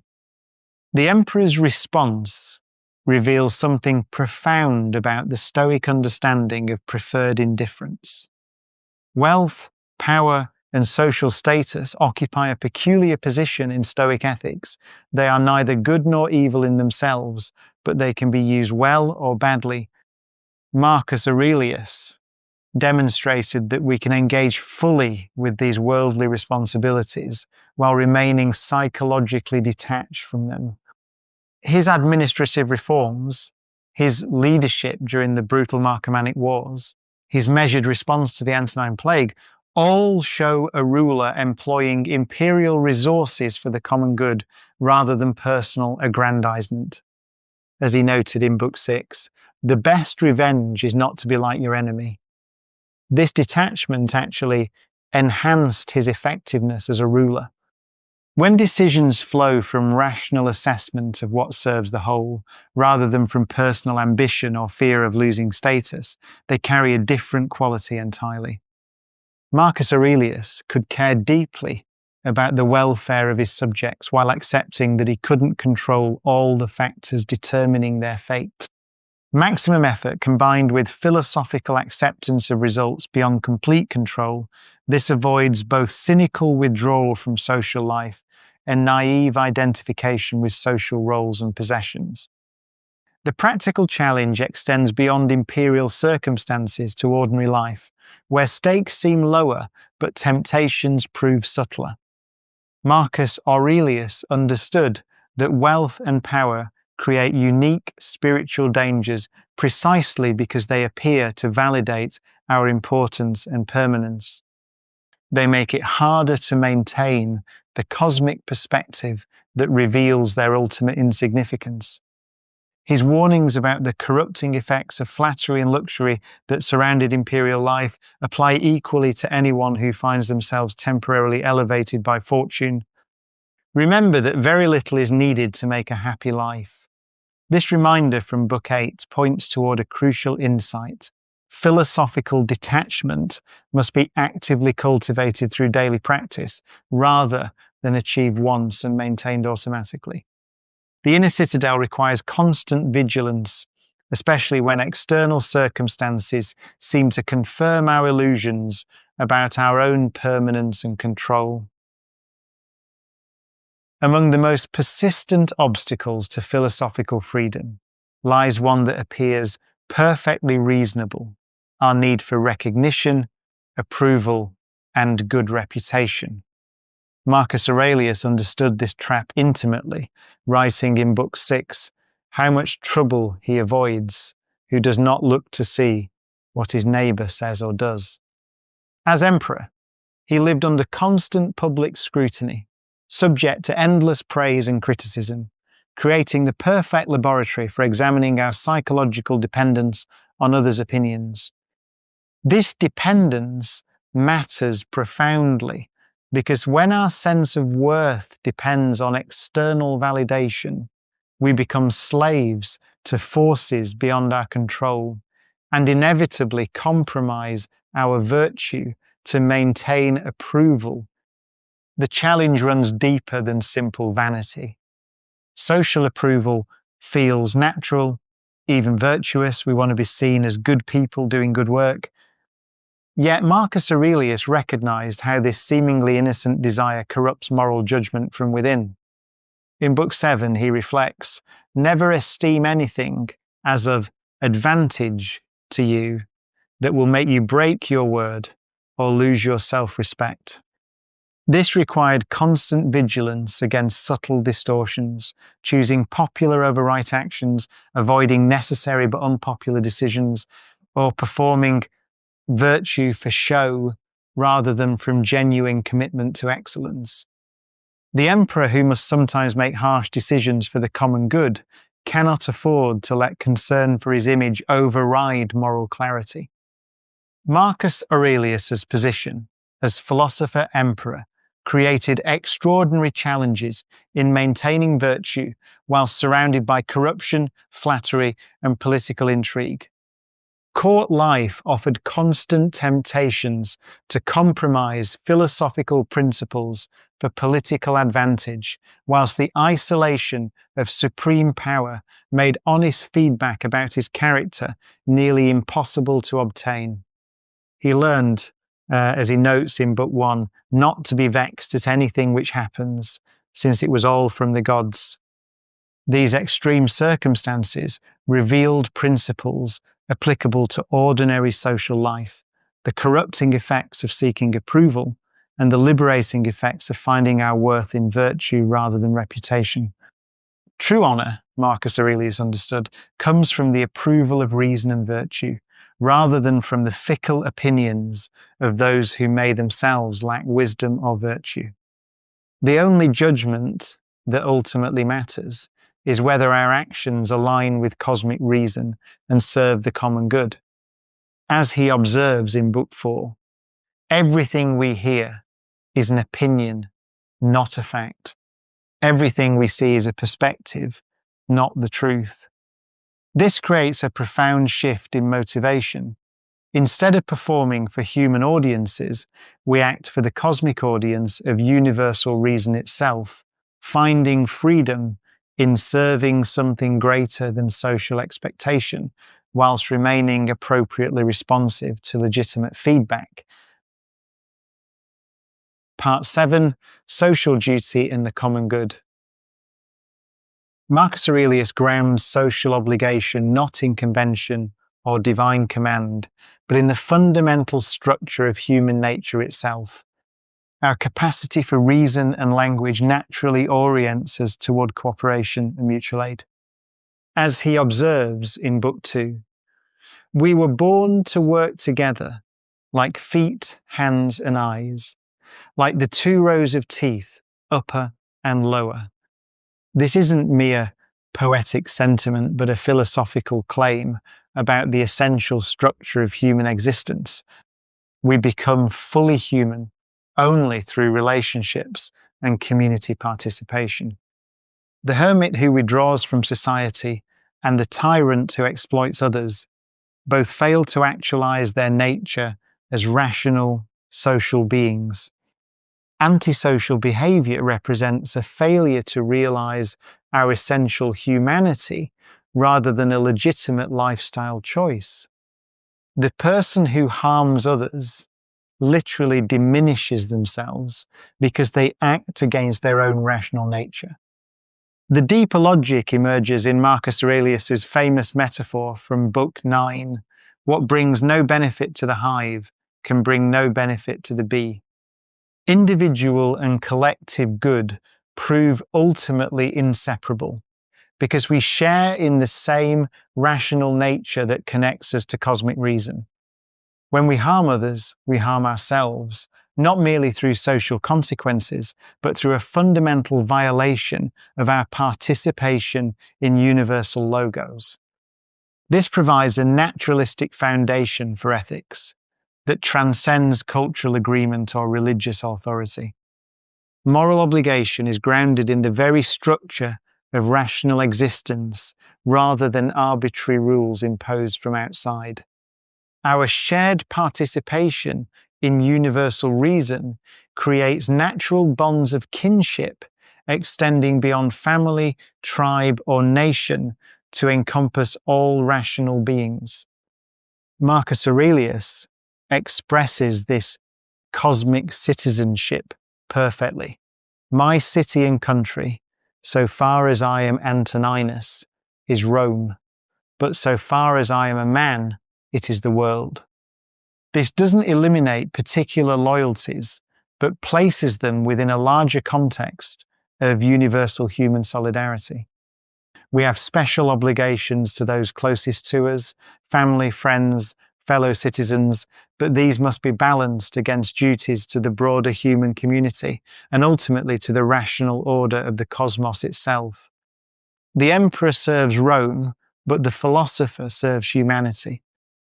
Yet this creates a profound challenge for practical ethics. If social obligation is grounded in human nature, why do people so often act antisocially and seem to thrive through competition rather than cooperation? Marcus Aurelius encountered this frustration daily in political life, dealing with courtiers motivated by ambition rather than virtue, generals concerned with glory rather than justice. The gap between human potential and human actuality demands explanation. Why do rational social creatures so often behave irrationally and antisocially? This points toward understanding how ignorance, passion, and false beliefs corrupt our natural orientation toward virtue and community service, requiring the philosophical discipline that transforms knowledge into lived wisdom. Marcus Aurelius possessed perhaps the most sophisticated understanding of human vice and folly in all of ancient philosophy, combining unwavering moral standards with profound compassion for human limitation. His approach emerged not from naive optimism, but from hard-won wisdom about the nature of wrongdoing itself. Each morning he prepared himself with brutal honesty. When you wake up in the morning, tell yourself, the people I deal with today will be meddling, ungrateful, arrogant, dishonest, jealous, and surly. This wasn't cynical resignation, but philosophical realism, an emperor's recognition that governing required accepting human imperfection whilst maintaining virtue regardless of others' behaviour. The practice involved holding people accountable for their choices whilst understanding the ignorance and confusion that drive bad behaviour. Standards remain high, precisely because we understand how difficult virtue actually is. This understanding transformed Marcus Aurelius's entire approach to forgiveness. Where others saw malice, he recognized error. Where others demanded punishment, he sought correction. His insight from Book 11 reveals the depth of this transformation. Whenever you want to cheer yourself, consider the good qualities of your companions. Wrongdoing, in his view, stemmed not from essential evil in human nature, but from ignorance, people acting against their own true interests because they misunderstand what will actually bring them flourishing. Vice becomes a form of sickness that calls for healing rather than condemnation. This wasn't permissive tolerance, but philosophical medicine, responding to harmful behavior with the patient correction one would offer to someone suffering from physical illness. The goal remained the same, stopping the harmful behavior, but the method recognized that lasting change requires understanding rather than mere force. Yet Marcus Aurelius remained utterly honest about his own struggles with human folly. Even philosophical understanding doesn't eliminate emotional responses to persistent ignorance and resistance to wisdom. His frustration surfaces repeatedly, how much trouble he avoids who does not look to see what his neighbour says or does. The emperor, who spent his days managing corruption, incompetence and self-interest, had to constantly remind himself to focus on his own virtue rather than others' failures. This wasn't weakness, but recognition that patience with human imperfection must be actively cultivated, not passively assumed. He maintained hope that gentle correction and consistent example might eventually influence people toward better choices, whilst accepting that such influence often works slowly and indirectly. This compassionate realism created the psychological conditions necessary for effective leadership without the bitterness that destroys sustained service to human community. Marcus Aurelius governed an empire riddled with vice whilst preserving his own integrity and commitment to the common good. The balance proved essential. High standards combined with realistic expectations about how slowly moral development occurs. We maintain appropriate boundaries and consequences for harmful behaviour whilst preserving understanding of the suffering and confusion that often drive people to act badly. This approach allows for both justice and mercy, holding people responsible whilst recognising their fundamental capacity for growth and change.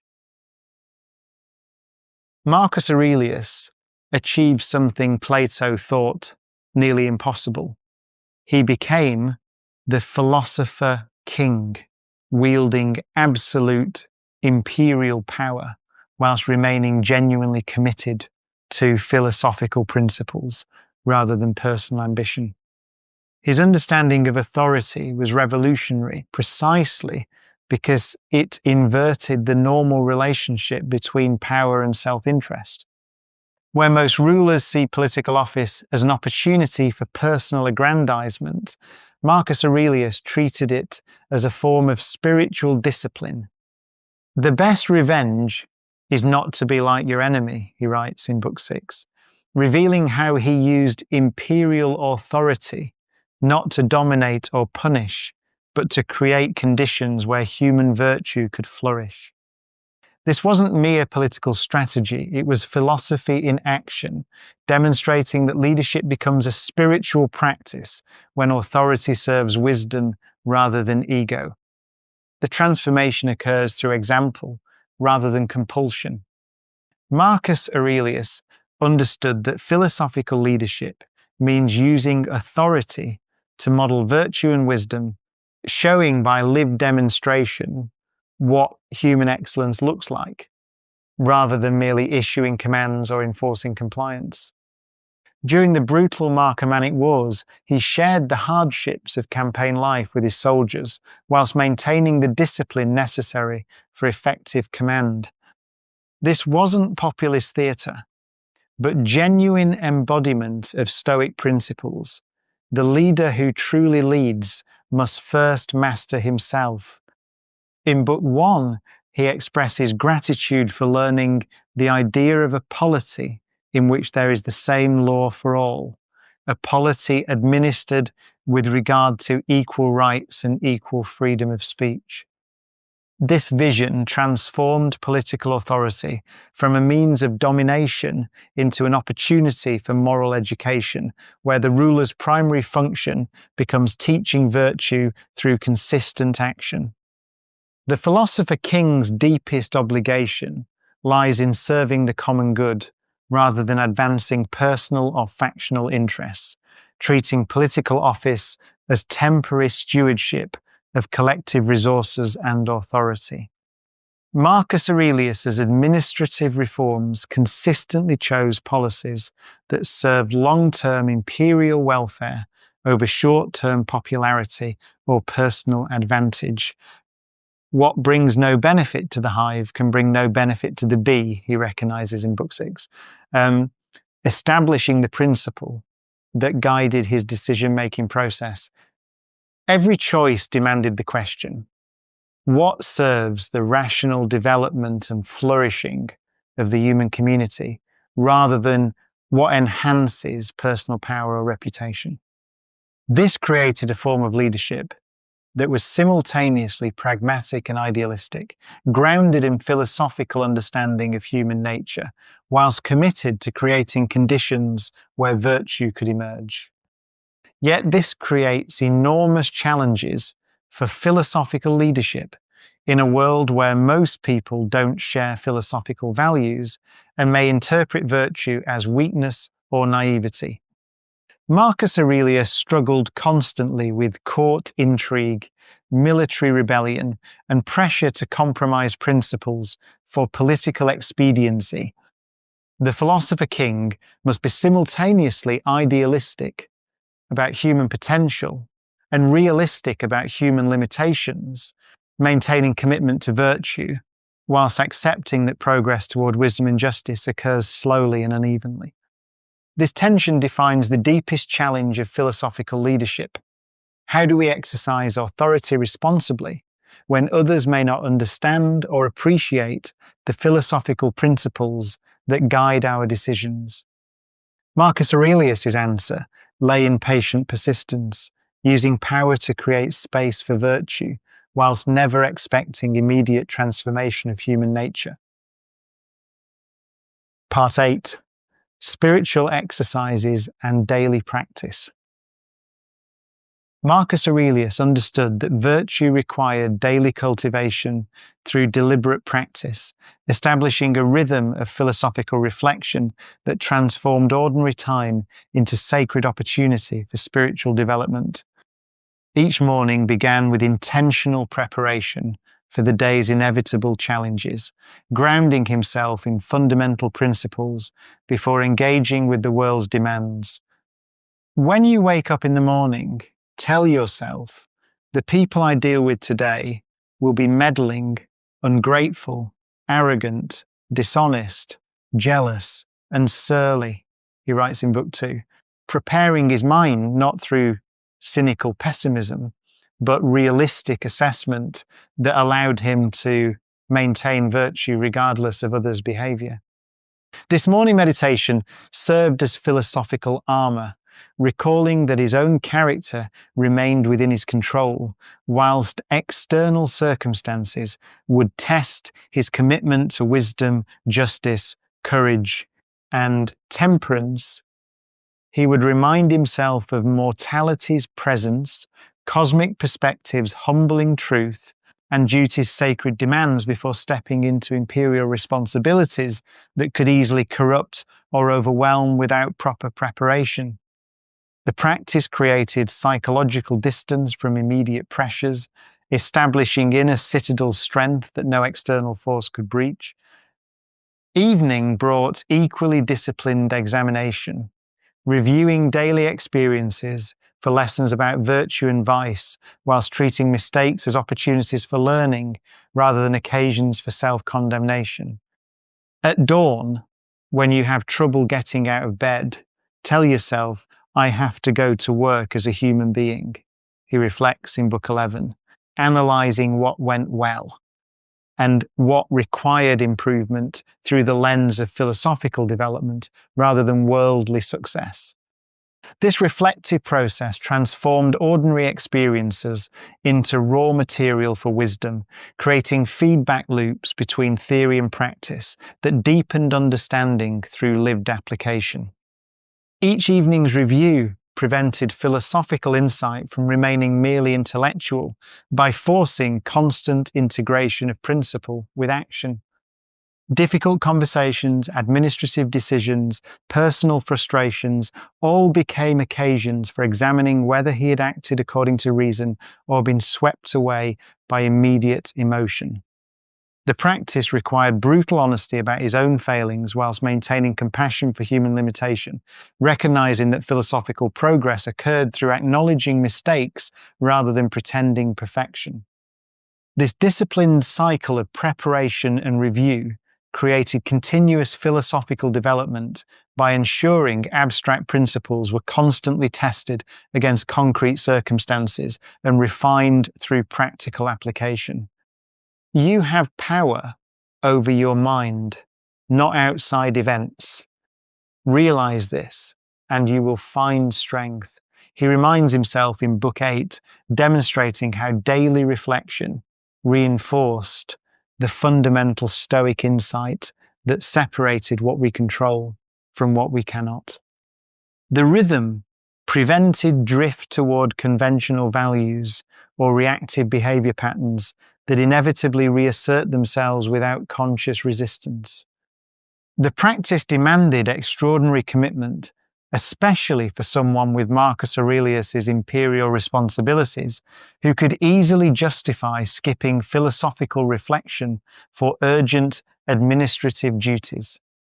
Yet his meditations were written during military campaigns and political crises, revealing how he maintained this discipline under the most challenging circumstances.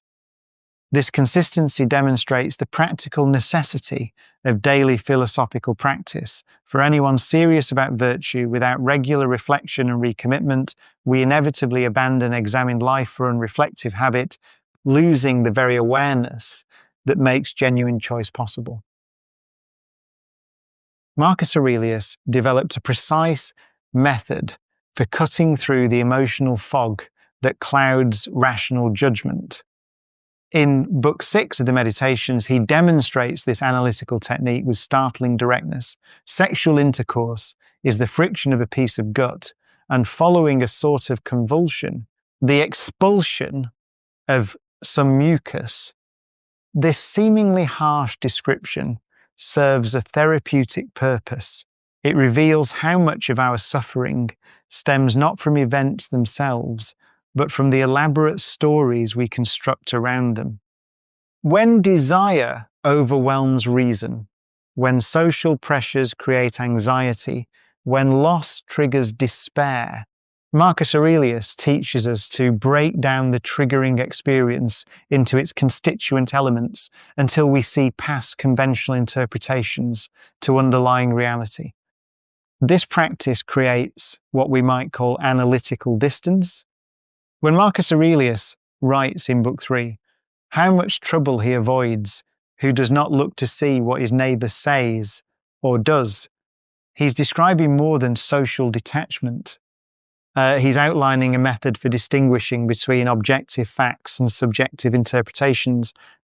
The neighbour's words are sounds, the neighbour's actions are movements through space. The judgment that these sounds and movements are praiseworthy or blameworthy, threatening or reassuring, comes from us. By analysing experiences down to their physical components, we discover how many of our emotional reactions depend on stories we've unconsciously added to the bare facts. This analytical approach serves as philosophical medicine. Just as a physician might examine symptoms to diagnose disease, Marcus Aurelius examines his responses to reveal the false beliefs that generate destructive emotions. When he feels the pull of fame, he analyzes reputation down to its elements, the fleeting thoughts in other minds, the temporary arrangement of sounds and symbols, the inevitable forgetting that follows all human memory. The emotional charge dissipates. What remains is space between stimulus and response, where freedom and virtue become possible.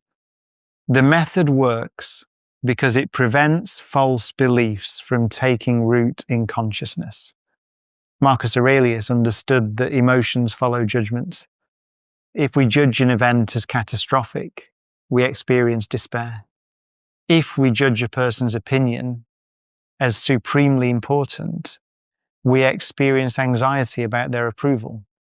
But when analytical meditation reveals these judgments as arbitrary additions to neutral facts, the emotions lose their compulsive power. We're no longer psychological slaves to conventional values, social pressures, or our own unconscious assumptions about what matters. Yet Marcus Aurelius himself recognized the dangers in this practice. Excessive analysis could lead to cynicism, emotional numbness, or inability to appreciate beauty and meaning in human experience. Throughout the meditations, we see him struggling to maintain warmth and connection whilst practicing philosophical detachment from outcomes. He reminds himself to be grateful for his wife, his children, his teachers, not because analytical meditation has revealed their ultimate cosmic significance, but because appropriate emotional engagement enriches rather than compromises virtue. The key lies in understanding that analytical meditation aims not to eliminate emotional response, but to ensure emotions are based on accurate perceptions rather than fantasy or projection. When we see clearly, we can love appropriately, grieve proportionally, and act courageously. The practice creates clarity, not coldness. It reveals which aspects of experience deserve our emotional investment and which are merely conventional noise. This discrimination between the essential and the arbitrary forms the foundation of the examined life, a life where philosophical understanding enhances rather than diminishes our capacity for wonder, appreciation, and authentic human connection. Despite his profound meditations on mortality and the transient nature of all things, Marcus Aurelius cultivated a remarkable capacity for appreciating the beauty and goodness available in present experience. This wasn't the naive optimism of someone who had never faced genuine hardship, but the philosophical realism of a man who understood that even in a world characterized by suffering and loss, genuine goods exist and deserve our attention. In Book 3, he writes, "Observe constantly that all things take place by change, and accustom yourself to consider that the nature of the universe loves nothing so much as to change the things which are. This observation reveals how his acceptance of impermanence actually heightened rather than diminished his appreciation for what was immediately available to him." Marcus Aurelius's gratitude practices served as a crucial counterbalance to the human tendency toward complaint and dissatisfaction with present circumstances. He develops an almost artistic eye for finding beauty and meaning in ordinary experiences that others might overlook or take for granted. His reflections on natural phenomena demonstrate this cultivated attention. The universe is change. Our life is what our thoughts make it. He found wonder in the patterns of foam on water, the way bread cracks when baking, the fierce beauty of wild animals. This wasn't escapism from his imperial responsibilities, but a spiritual discipline that maintained his psychological equilibrium amidst the constant pressures of governance and warfare. The philosophical sophistication of Marcus Aurelius's approach becomes clear when we realize that this appreciation of present goods wasn't about denying problems or avoiding necessary action. Rather, it provided the emotional stability necessary for sustained engagement with difficult challenges. By grounding his sense of well-being in goods that were immediately accessible, the beauty of dawn, the satisfaction of fulfilling duty, in the pleasure of philosophical reflection, he created a foundation for happiness that didn't depend on controlling outcomes beyond his power. This psychological resilience allowed him to act from a position of strength rather than desperation, making decisions based on virtue rather than fear of loss. Marcus Aurelius understood that gratitude practices create a stable foundation for joy, that external circumstances cannot shake. In Book 7, he reminds himself, confine yourself to the present. This isn't about ignoring future consequences or past lessons, but about recognizing that the capacity for appreciation exists only in the present moment. When we constantly defer satisfaction until we achieve some future goal or acquire some desired object, we miss the goods that are actually available right now. His approach demonstrates that appreciation of present goods supports rather than undermines motivation for virtue and service, because it provides the emotional resources necessary for sustained effort toward difficult objectives. This positive dimension of Marcus Aurelius's spirituality reveals that Stoic philosophy leads not to grim resignation, but to a deeper capacity for joy and wonder than is possible when happiness depends on controlling outcomes beyond our influence. Even during the hardships of military campaigns along the Danube frontier, facing plague, political conspiracies, and family tragedies, he maintained his ability to find meaning and satisfaction in the goods immediately available to him. His gratitude wasn't a technique for achieving philosophical understanding, but rather the emotional fruit of that understanding, the natural response of someone who truly grasps the nature of reality and his place within it. Yet this raises a crucial question about the relationship between appreciation and action. How do we cultivate genuine gratitude for present goods without falling into complacency about injustice and suffering that call for our active response? Marcus Aurelius' own life suggests that deep appreciation actually enhances rather than diminishes our capacity for effective action, because it provides the psychological foundation from which we can engage with the world's problems from a position of abundance rather than scarcity. Part 9. Adversity, Suffering, and Philosophical Resilience. Marcus Aurelius discovered something that transforms our entire relationship with suffering. Difficulties are not obstacles to virtue, but the very conditions that make virtue possible.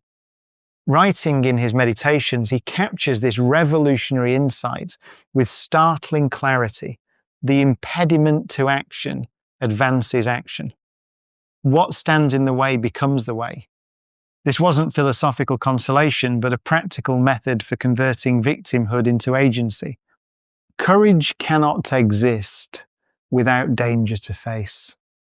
Patience means nothing without irritation to endure. Wisdom emerges only when ignorance creates genuine confusion. Adversity provides the testing ground where these virtues move from abstract concepts to lived realities. This reframing demands we abandon the comfortable notion that virtue develops in peaceful circumstances. Marcus Aurelius recognized that our character reveals itself not in moments of ease, but when external pressures strip away pretense and force, authentic choice. The Antonine Plague devastated the empire whilst barbarian tribes pressed against the northern borders. These crises didn't interrupt Marcus Aurelius's philosophical development, they were his philosophical development. Each challenge exposed assumptions about what he could control and revealed the depth of his commitment to Stoic principles. You have power over your mind, not outside events. Realize this, and you will find strength, he wrote, not as theory, but as hard-won wisdom extracted from governing an empire under siege. Adversity functions as philosophy's most rigorous teacher because it forces us to discover what resources we actually possess for maintaining virtue under pressure. When Marcus Aurelius faced chronic illness whilst fulfilling imperial duties, when he lost children and watched plague consume his subjects, these experiences didn't weaken his philosophical commitments, they refined them. Suffering revealed which of his beliefs were genuine convictions and which were merely intellectual preferences that crumbled under stress. The emperor learned that many disturbances lie entirely in your imagination, but this recognition came through confronting real hardship, not through abstract meditation. The transformation occurs when we realize we can choose our response to suffering, even when we cannot choose our circumstances. This choice preserves human dignity regardless of external conditions, because it locates our essential worth in factors that cannot be taken away. Marcus Aurelius maintained effectiveness as emperor and integrity as a person during the most challenging periods of his reign because his fundamental commitments didn't depend on favorable outcomes. This philosophical resilience differs from mere toughness because it involves conscious choice to find meaning and opportunity in difficulty rather than simply enduring it. Yet this raises a crucial tension. How do we maintain this transformative perspective on adversity without becoming callous to genuine suffering or failing to work for the elimination of preventable hardship? Marcus Aurelius navigated this by distinguishing between accepting what we cannot change whilst actively working to improve what lies within our influence, a balance that transforms adversity into wisdom without abandoning compassion. Marcus Aurelius wrote his most profound reflections whilst his own body was failing him. During the final years of his reign, chronic illness shadowed his days. Historians describe persistent stomach ailments, respiratory problems, and the grinding fatigue that comes with a constitution worn down by decades of imperial responsibility. Yet it was precisely during these years of physical decline that he produced some of his most penetrating insights about the relationship between mind and body, suffering and wisdom.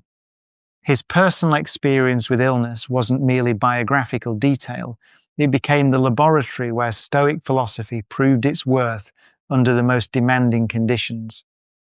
In Book 5 of the Meditations, he writes, "You can rid yourself of many useless things among those that disturb you, for they lie entirely in your imagination." This isn't the dismissive statement of someone who has never known real physical suffering. Rather, it reflects the hard-won understanding of a man who discovered through direct experience which aspects of illness actually threaten human flourishing and which exist primarily in our anxious projections about what suffering means. Marcus Aurelius continued to fulfill his imperial duties, lead military campaigns, and engage in complex philosophical reflection even as his body betrayed him with increasing frequency. His approach demonstrated something crucial, that physical limitation need not compromise the essential work of human life. The philosophical challenge that illness presents goes deeper than simple pain management.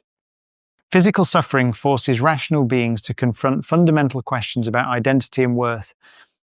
When the body fails to perform as we expect, when pain clouds our thinking, when fatigue limits our capacity for action, we discover whether our sense of dignity depends on physical capability or rests on something more stable. Marcus Aurelius recognized this challenge clearly. You have power over your mind, not outside events. Realize this, and you will find strength. The insight cuts to the heart of human nature. We are neither pure minds temporarily trapped in flesh, nor merely biological organisms with pretensions to rationality. We are embodied rational beings, which means we must learn to work with bodily reality rather than simply transcend it. This understanding shaped Marcus Aurelius's distinctive approach to physical limitation. He viewed the body as a temporary dwelling for reason and virtue, rather than as the essential self. In Book 12, he reminds himself, "Remember that very little is needed to make a happy life. It is all within yourself, in your way of thinking."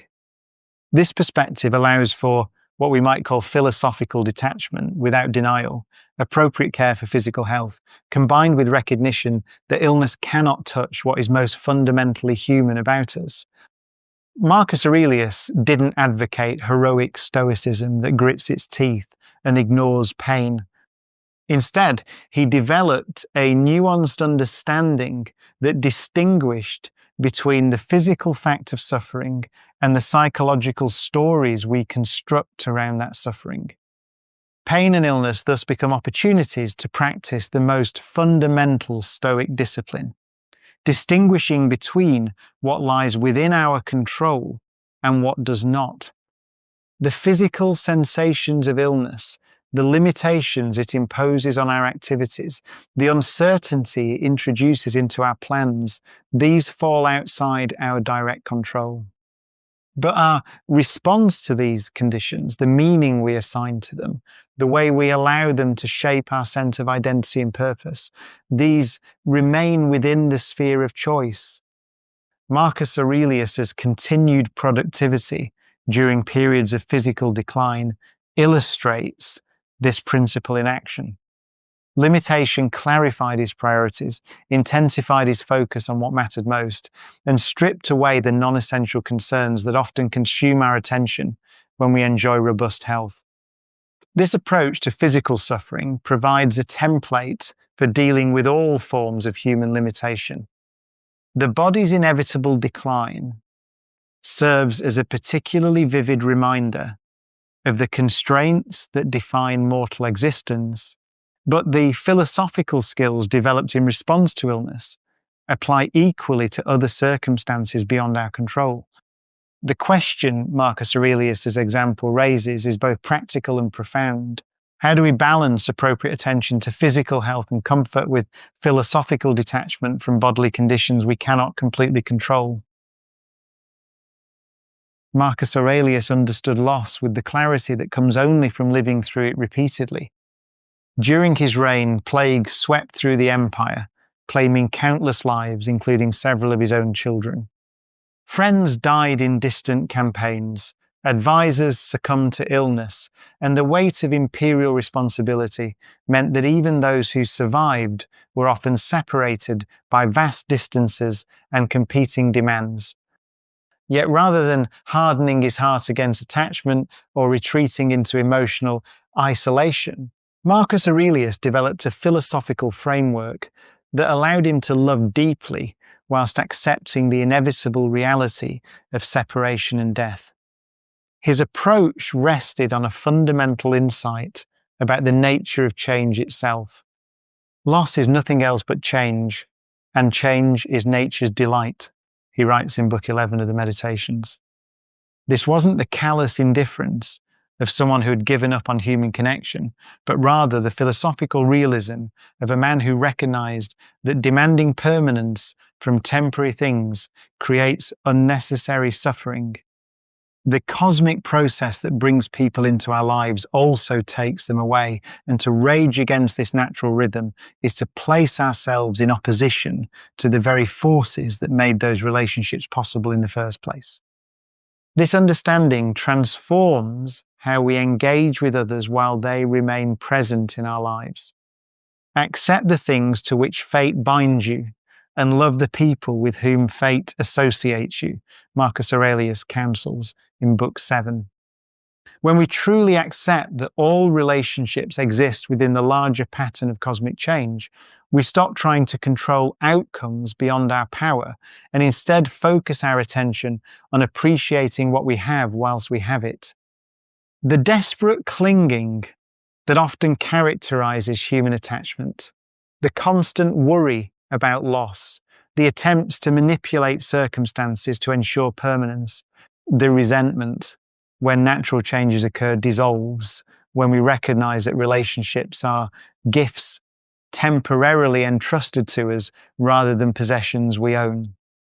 Marcus Aurelius discovered that this philosophical perspective actually deepens rather than diminishes our capacity for love.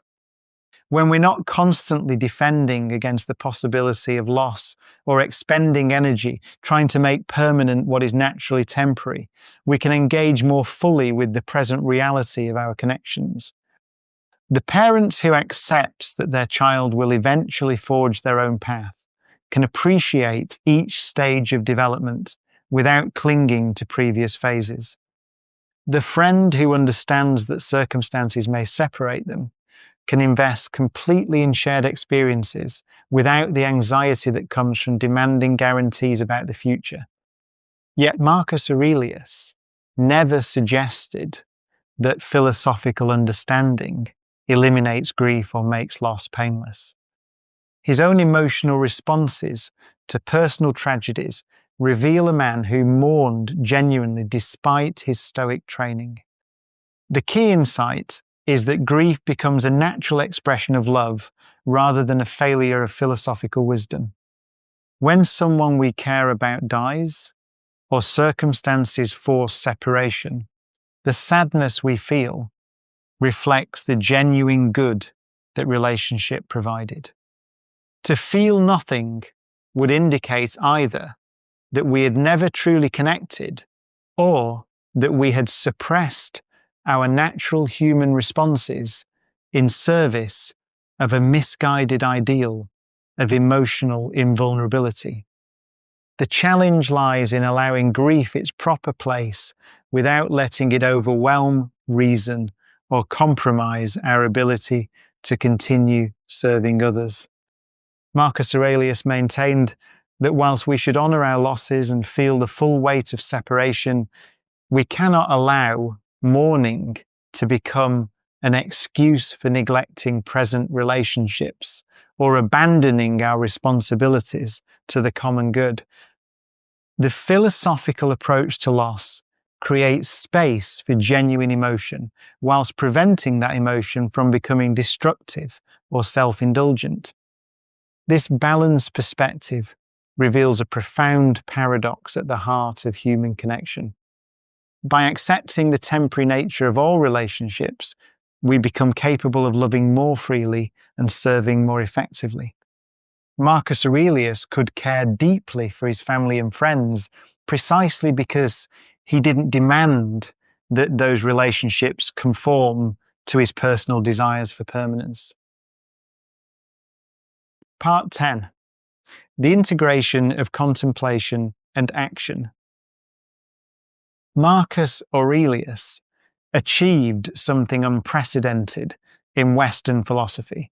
He demonstrated that the highest contemplative life need not retreat from worldly engagement, but could find its most complete expression in service to the human community. Each morning, as emperor of the known world, he faced the same resistance to duty that confronts any reflective person. Yet he transformed this daily struggle into philosophical practice itself. In the morning, when thou risest unwillingly, let this thought be present: I am rising to the work of a human being. The imperial routine of administrative decisions, military campaigns, and political negotiations became opportunities for practicing virtue and wisdom rather than obstacles to philosophical development. This integration demanded resolving an apparent contradiction that has plagued contemplative traditions for centuries. How does one maintain inner focus on virtue and wisdom whilst engaging fully with external responsibilities that require practical compromise and attention to outcomes beyond our control? Marcus Aurelius confronted this tension most acutely during the Antonine Plague, when urgent decisions about resource allocation and public health measures demanded immediate action, whilst philosophical detachment counselled acceptance of results he couldn't guarantee. The emperor, who spent his evenings reflecting on cosmic perspective, had to spend his days managing grain supplies and quarantine measures. The resolution Marcus Aurelius achieved transforms our understanding of both contemplation and action.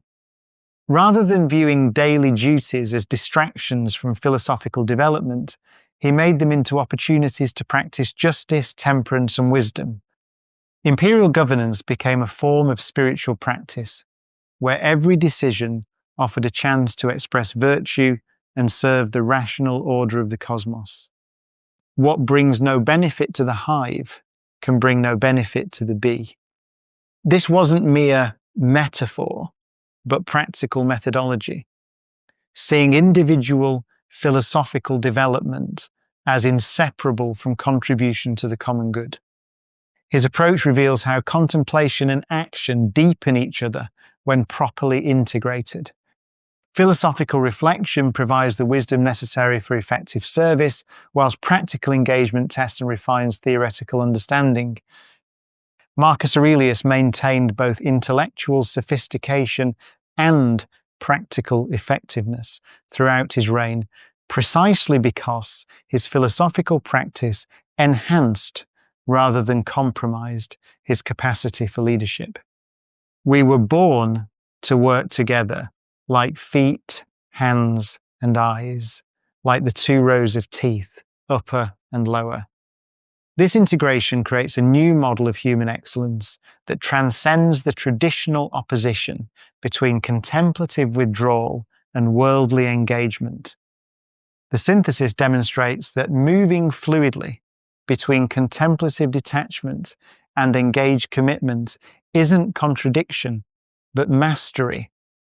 Marcus Aurelius developed the psychological flexibility to hold both perspectives simultaneously, seeing the ultimate insignificance of particular outcomes from the cosmic viewpoint whilst acting with complete dedication to immediate duties.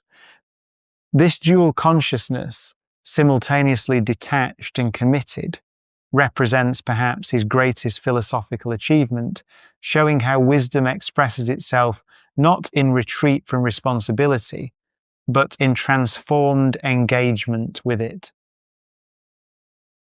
Marcus Aurelius approached practical decision-making with a sophistication that transcended mere calculation or instinct. His method combined rigorous rational analysis with moral intuition and cosmic perspective, creating a framework that could handle the complex demands of imperial governance whilst maintaining philosophical integrity. In Book 3, he establishes his fundamental approach. In the morning, when thou risest unwillingly, let this thought be present: I am rising to the work of a human being. This wasn't mere motivational rhetoric, but a systematic method of contextualizing every decision within the broader framework of human purpose and cosmic order. Each decision, whether administrative or military, required consideration of multiple dimensions simultaneously. Marcus Aurelius examined immediate consequences, but never in isolation from broader implications for virtue, social harmony, and alignment with natural law. This multi-layered analysis prevented both the impulsive choices that emotion might dictate and the paralysis that excessive deliberation could produce. When facing complex situations during the Marcomannic Wars, he couldn't simply choose the most expedient military solution without considering its effects on imperial resources, civilian populations, and the moral fabric of Roman society. The decision-making process itself became a form of philosophical practice, requiring the integration of abstract principles with concrete circumstances. Marcus Aurelius discovered that difficult decisions served as crucibles for clarifying values and priorities, forcing explicit reflection on what matters most in human existence. The pressure of real consequences, lives lost or saved, territories defended or abandoned, resources allocated or conserved, stripped away comfortable abstractions and demanded genuine philosophical commitment. His approach to military strategy during the Germanic campaigns exemplified this integration, balancing imperial security against resource conservation and human suffering required him to apply Stoic principles under conditions where theoretical knowledge met practical necessity. From Book 6, his principle that the best revenge is not to be like your enemy wasn't merely ethical advice, but a practical decision-making criterion. When dealing with rebellious tribes or corrupt officials, he consistently chose responses that maintained Roman dignity whilst addressing legitimate grievances. This approach deepened his philosophical understanding by requiring him to translate abstract virtues into concrete policies with measurable effects on thousands of lives. The process revealed how moral reasoning under pressure could strengthen rather than compromise philosophical conviction. The emperor's decision-making process integrated cosmic perspective with meticulous attention to particular circumstances, ensuring that choices serve both universal principles and immediate human needs. His administrative reforms and approach to imperial finances consistently balanced long-term imperial welfare against short-term political pressures. Rather than choosing either pragmatic expediency or rigid idealism, Marcus Aurelius developed a method that honored both cosmic order and human particularity. His recognition from Book 4 that everything we hear is an opinion, not a fact. Everything we see is a perspective, not the truth, provided the epistemological foundation for this flexibility. This perspective allowed him to maintain consistency of principle whilst adapting to changing circumstances. When dealing with plague, military threats, and economic pressures simultaneously, he couldn't apply simple formulas, but had to weave together multiple considerations into coherent policy. The cosmic perspective prevented him from becoming trapped in immediate pressures, whilst attention to particular circumstances prevented his philosophy from becoming irrelevant abstraction. Marcus Aurelius transformed decision-making from mere skill into spiritual practice by making every choice an opportunity to express virtue and serve the cosmic good. Even routine administrative decisions, tax policy, judicial appointments, infrastructure projects could contribute to or detract from the rational development of human community. This understanding elevated practical judgment from technical competence to philosophical expression, making governance itself a form of contemplative practice. This integration of philosophical wisdom with practical judgment creates a model for ethical leadership that remains compelling for anyone facing complex decisions with moral dimensions.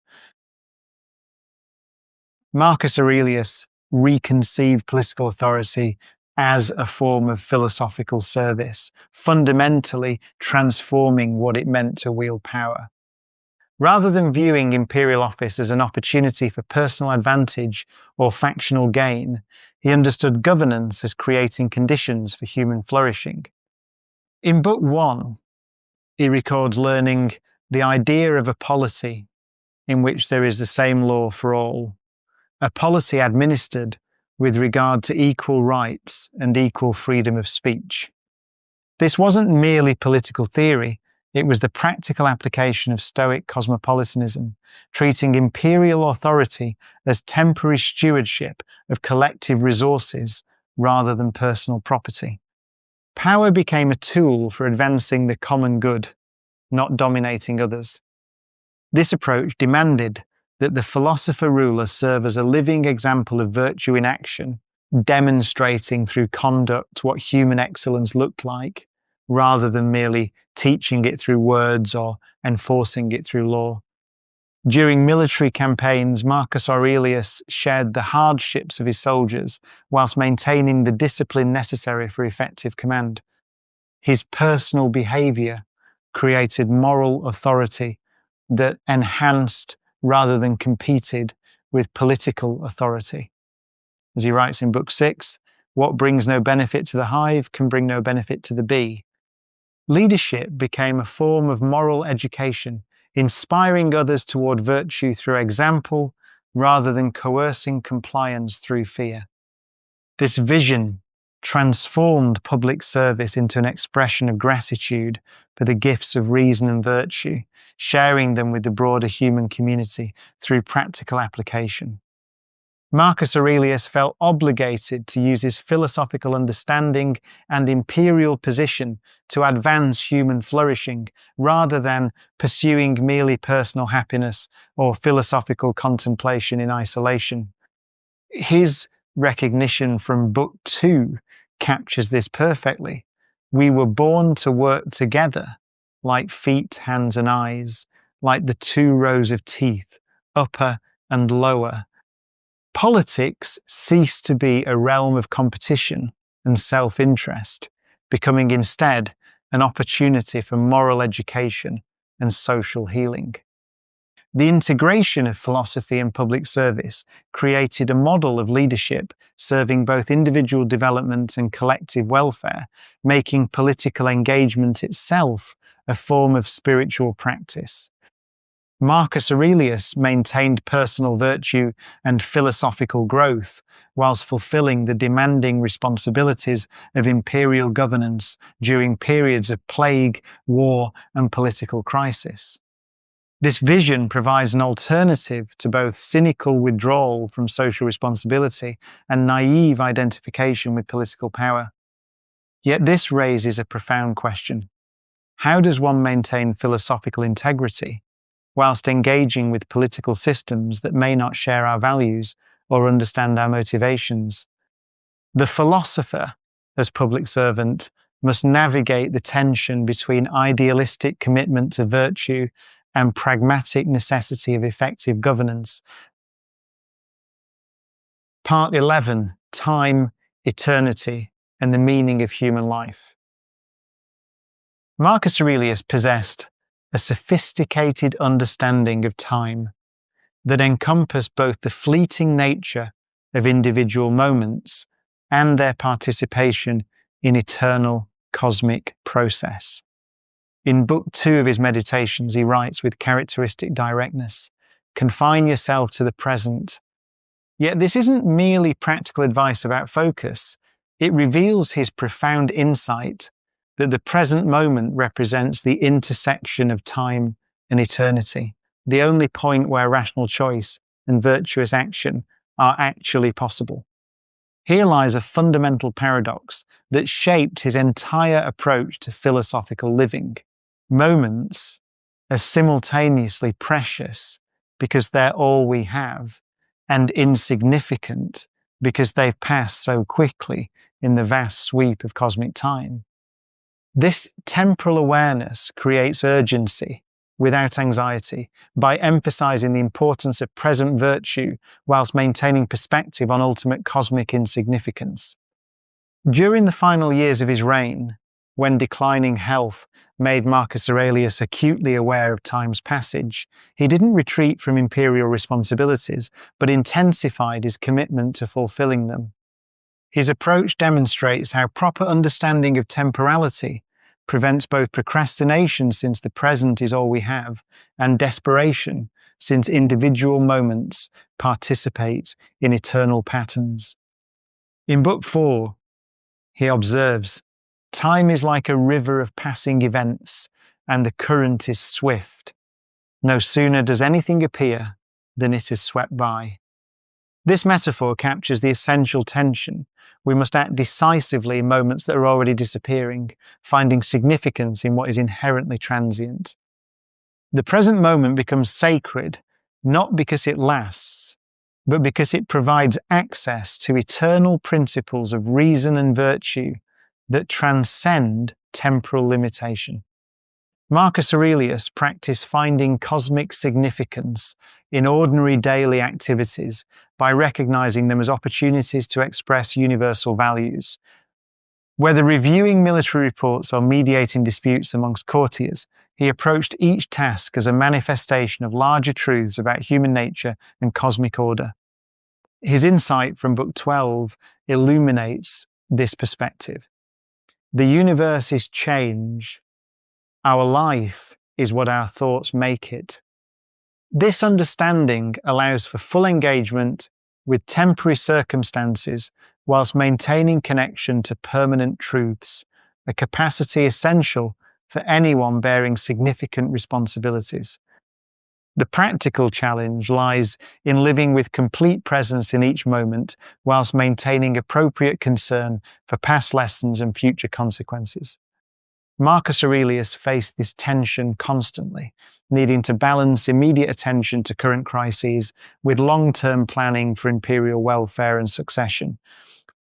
His philosophical practice involved moving fluidly between different temporal perspectives as circumstances demanded, sometimes focusing intensely on immediate decisions, sometimes stepping back to consider historical patterns or future implications. This requires sophisticated psychological practices for cultivating presence without losing the wisdom that comes from historical perspective and prudent planning. The question becomes, how do we develop the capacity for complete temporal flexibility, engaging fully with the present moment whilst drawing appropriately upon past experience and future consideration when the situation requires such broader temporal awareness?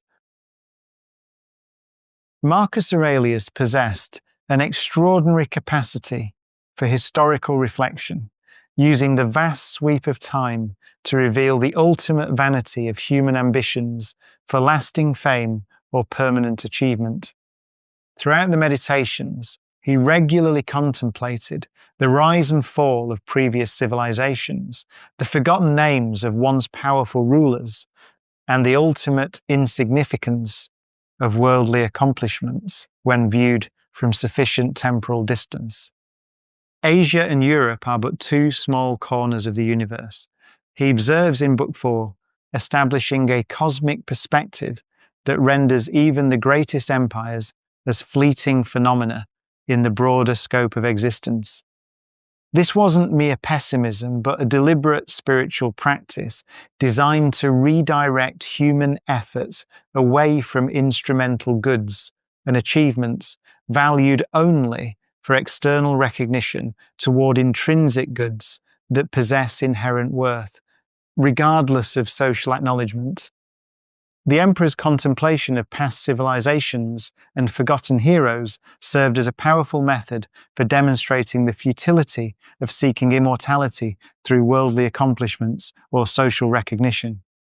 He reflected regularly on the transience of human institutions and the inevitable obscurity that awaits even the most successful lives. Remember how brief life is, how vast the universe, he writes in Book 7, capturing the essential disproportion between human ambition and cosmic reality. This historical perspective revealed that the desire for lasting fame represents a fundamental misunderstanding of human nature and cosmic order. We desperately seek permanence in a realm characterized by constant change and flux. The pharaohs who built monuments to ensure their eternal remembrance, the generals who conquered vast territories to secure their place in history, the philosophers who crafted systems intended to guide humanity forever, all eventually fade into the same obscurity that awaits every human endeavor. Yet Marcus Aurelius's historical perspective served not to discourage effort, but to clarify what kinds of value can survive the passage of time and what kinds are inevitably temporary. His own approach to imperial governance exemplified this wisdom. He worked tirelessly for policies that would benefit future generations, whilst fully accepting that his personal contribution would eventually be forgotten. What brings no benefit to the hive can bring no benefit to the bee, he recognizes in Book 6, establishing that meaningful action flows from service to the common good, rather than from desire for personal recognition. This understanding redirects motivation from external validation toward internal satisfaction that comes from virtue and service, regardless of historical remembrance. The profound lesson emerges that meaning comes from the quality of our choices and character, rather than from their lasting impact on external circumstances or social memory. Marcus Aurelius maintained unwavering commitment to virtue and service, despite knowing that his philosophical insights and political achievements would eventually be superseded or forgotten. This historical perspective creates a form of humility that enhances rather than diminishes our capacity for excellence by freeing us from the ego-driven pursuits that often corrupt human motivation. When we accept the ultimate transience of all human achievements and institutions, we discover a deeper source of purpose, one that doesn't depend on permanence for its validity. Marcus Aurelius possessed an almost uncanny ability to hold two seemingly contradictory truths in perfect tension: the vast indifference of cosmic time and the irreducible dignity of human consciousness. In Book 12 of his Meditations, he writes, "The universe is change. Our life is what our thoughts make it."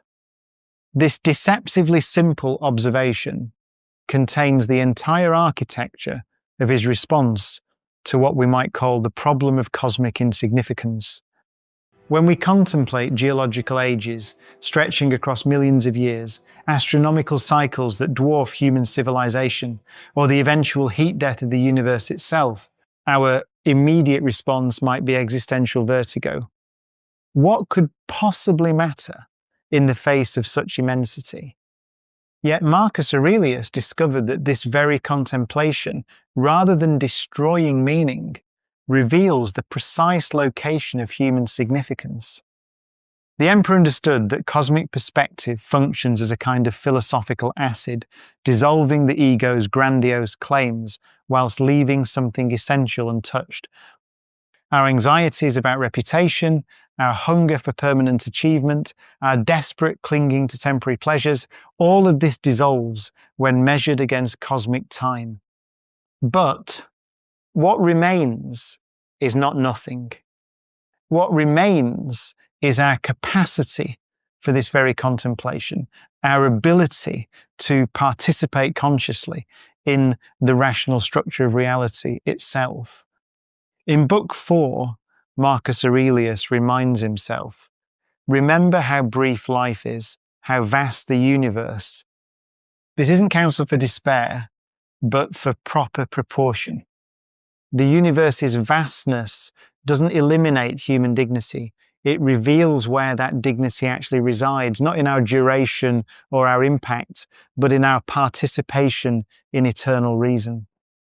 This understanding transforms the entire question of individual significance. Marcus Aurelius recognized that his philosophical work and moral example would contribute to the ongoing development of rational life in the cosmos, regardless of whether his name survived or his specific insights were remembered. The contribution itself, the actual enhancement of wisdom and virtue in the world, carries its own inherent worth that doesn't depend on external recognition. As he notes in Book 9, what brings no benefit to the hive can bring no benefit to the bee. Individual life gains meaning through its contribution to the larger project of rational existence, not through permanent personal survival or historical remembrance. This creates what we might call the Aurelian synthesis, a foundation for authentic humility combined with genuine self-respect. The humility comes from recognizing our cosmic insignificance in terms of duration and scale. The self-respect comes from recognizing our cosmic significance in terms of our capacity for virtue and wisdom. Marcus Aurelius could maintain both cosmic perspective and appropriate attention to immediate responsibilities precisely because he understood that ultimate insignificance and proximate significance operate on different levels without contradiction. His ability to govern an empire whilst maintaining philosophical detachment wasn't schizophrenic, but integrated the same rational faculty that revealed his cosmic smallness, also revealed his ethical importance. This integration creates a peculiar kind of psychological freedom. When we ground our sense of worth in factors that are both achievable and genuinely valuable, our capacity for wisdom, our commitment to virtue, our contribution to rational life, we escape both grandiosity and despair. We need neither inflate our importance beyond cosmic reality, nor deflate it below human dignity. The emperor's final question becomes ours. How do we balance appropriate recognition of our cosmic insignificance with sufficient self-respect to motivate continued effort toward virtue and service? Marcus Aurelius's answer lies in understanding that these aren't opposing forces, but complementary aspects of a single vision, one that locates human meaning precisely where it belongs, in our unique capacity to participate consciously and virtuously in the rational unfolding of the cosmos itself. Part 12. The Unity of Being and the Philosophical Life. Marcus Aurelius demonstrates that Stoic philosophy achieves its power not through isolated insights, but through systematic coherence, metaphysics, ethics, and psychology forming a unified vision where each element illuminates and strengthens the others. This integration appears most clearly in his recognition that everything we hear is an opinion, not a fact. Everything we see is a perspective, not the truth. This epistemological insight emerges from his metaphysical understanding of cosmic reason, while simultaneously grounding his ethical commitment to intellectual humility. The rational cosmos provides the foundation for human dignity precisely because we participate in universal reason, whilst ethical practice deepens our experiential understanding of this cosmic order through lived application of rational principles. This systematic unity means that philosophical development involves the harmonious cultivation of intellectual, moral, and spiritual capacities, rather than choosing between competing approaches. Marcus Aurelius's imperial experience revealed how governance became philosophical practice, uncovering insights about human nature and cosmic order that pure contemplation might have missed. We were born to work together, like feet, hands, and eyes, like the two rows of teeth, upper and lower, he observes. Recognizing that social cooperation reflects cosmic sympathy, whilst ethical service to others develops our understanding of universal connection. This creates a feedback loop between understanding and practice that strengthens both theoretical knowledge and practical wisdom. The philosopher-emperor exemplifies this integration through his ability to maintain rigorous, rational analysis alongside deep emotional engagement, cosmic perspective alongside attention to particular circumstances, personal virtue alongside social service. You have power over your mind, not outside events. Realize this, and you will find strength, he writes, demonstrating how psychological insight emerges from metaphysical understanding whilst providing the foundation for ethical action. This recognition of mental sovereignty doesn't create detachment from worldly responsibilities, but rather enables more effective engagement by grounding action in rational principle rather than emotional reaction. The unity of philosophy mirrors the unity of reality itself, showing how human reason can achieve harmony with the rational structure of the cosmos through disciplined philosophical practice. Marcus Aurelius's vision presents the philosophical life as the complete actualization of human potential through alignment with universal reason, not as escape from temporal concerns, but as their proper ordering according to rational principle. This systematic coherence provides both intellectual satisfaction and practical guidance, creating a worldview that withstands the challenges of lived experience whilst providing direction for continued growth. Yet this raises a profound question. How do we maintain this integrated approach to philosophical development in a culture that fragments knowledge into specialized disciplines and separates theory from practice? The philosophical life represents the complete actualization of human nature through the cultivation of reason, virtue, and social cooperation in harmony with cosmic order. Marcus Aurelius understood this not as an abstract ideal, but as the fundamental orientation that makes human existence meaningful. We were born to work together, like feet, hands, and eyes, like the two rows of teeth, upper and lower, he writes in Book 2, capturing how living according to nature means fulfilling our potential as rational, social beings capable of understanding and cooperating with universal reason rather than following mere animal instincts or cultural conventions. This creates a standard for human excellence that is both demanding and achievable, both universal in its principles and individually expressed through particular circumstances. The philosophical life doesn't require withdrawal from the world, but engagement with it through the lens of wisdom. Marcus Aurelius himself embodied this integration, governing an empire whilst maintaining his commitment to philosophical reflection and moral development. Living according to nature means recognizing our place in the cosmic order whilst taking responsibility for our specific role within it. Living according to nature means fulfilling our potential as rational, social beings capable of understanding and cooperating with cosmic reason rather than merely following biological impulses or social expectations. Marcus Aurelius' integration of cosmic perspective with practical responsibility shows how alignment with nature requires both philosophical understanding and virtuous action in concrete circumstances. You have power over your mind, not outside events.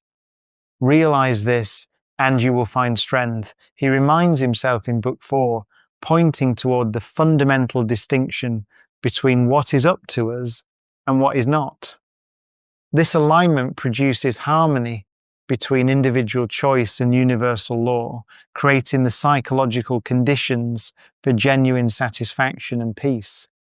When we act according to reason and virtue, we participate in the same rational principle that governs the cosmos.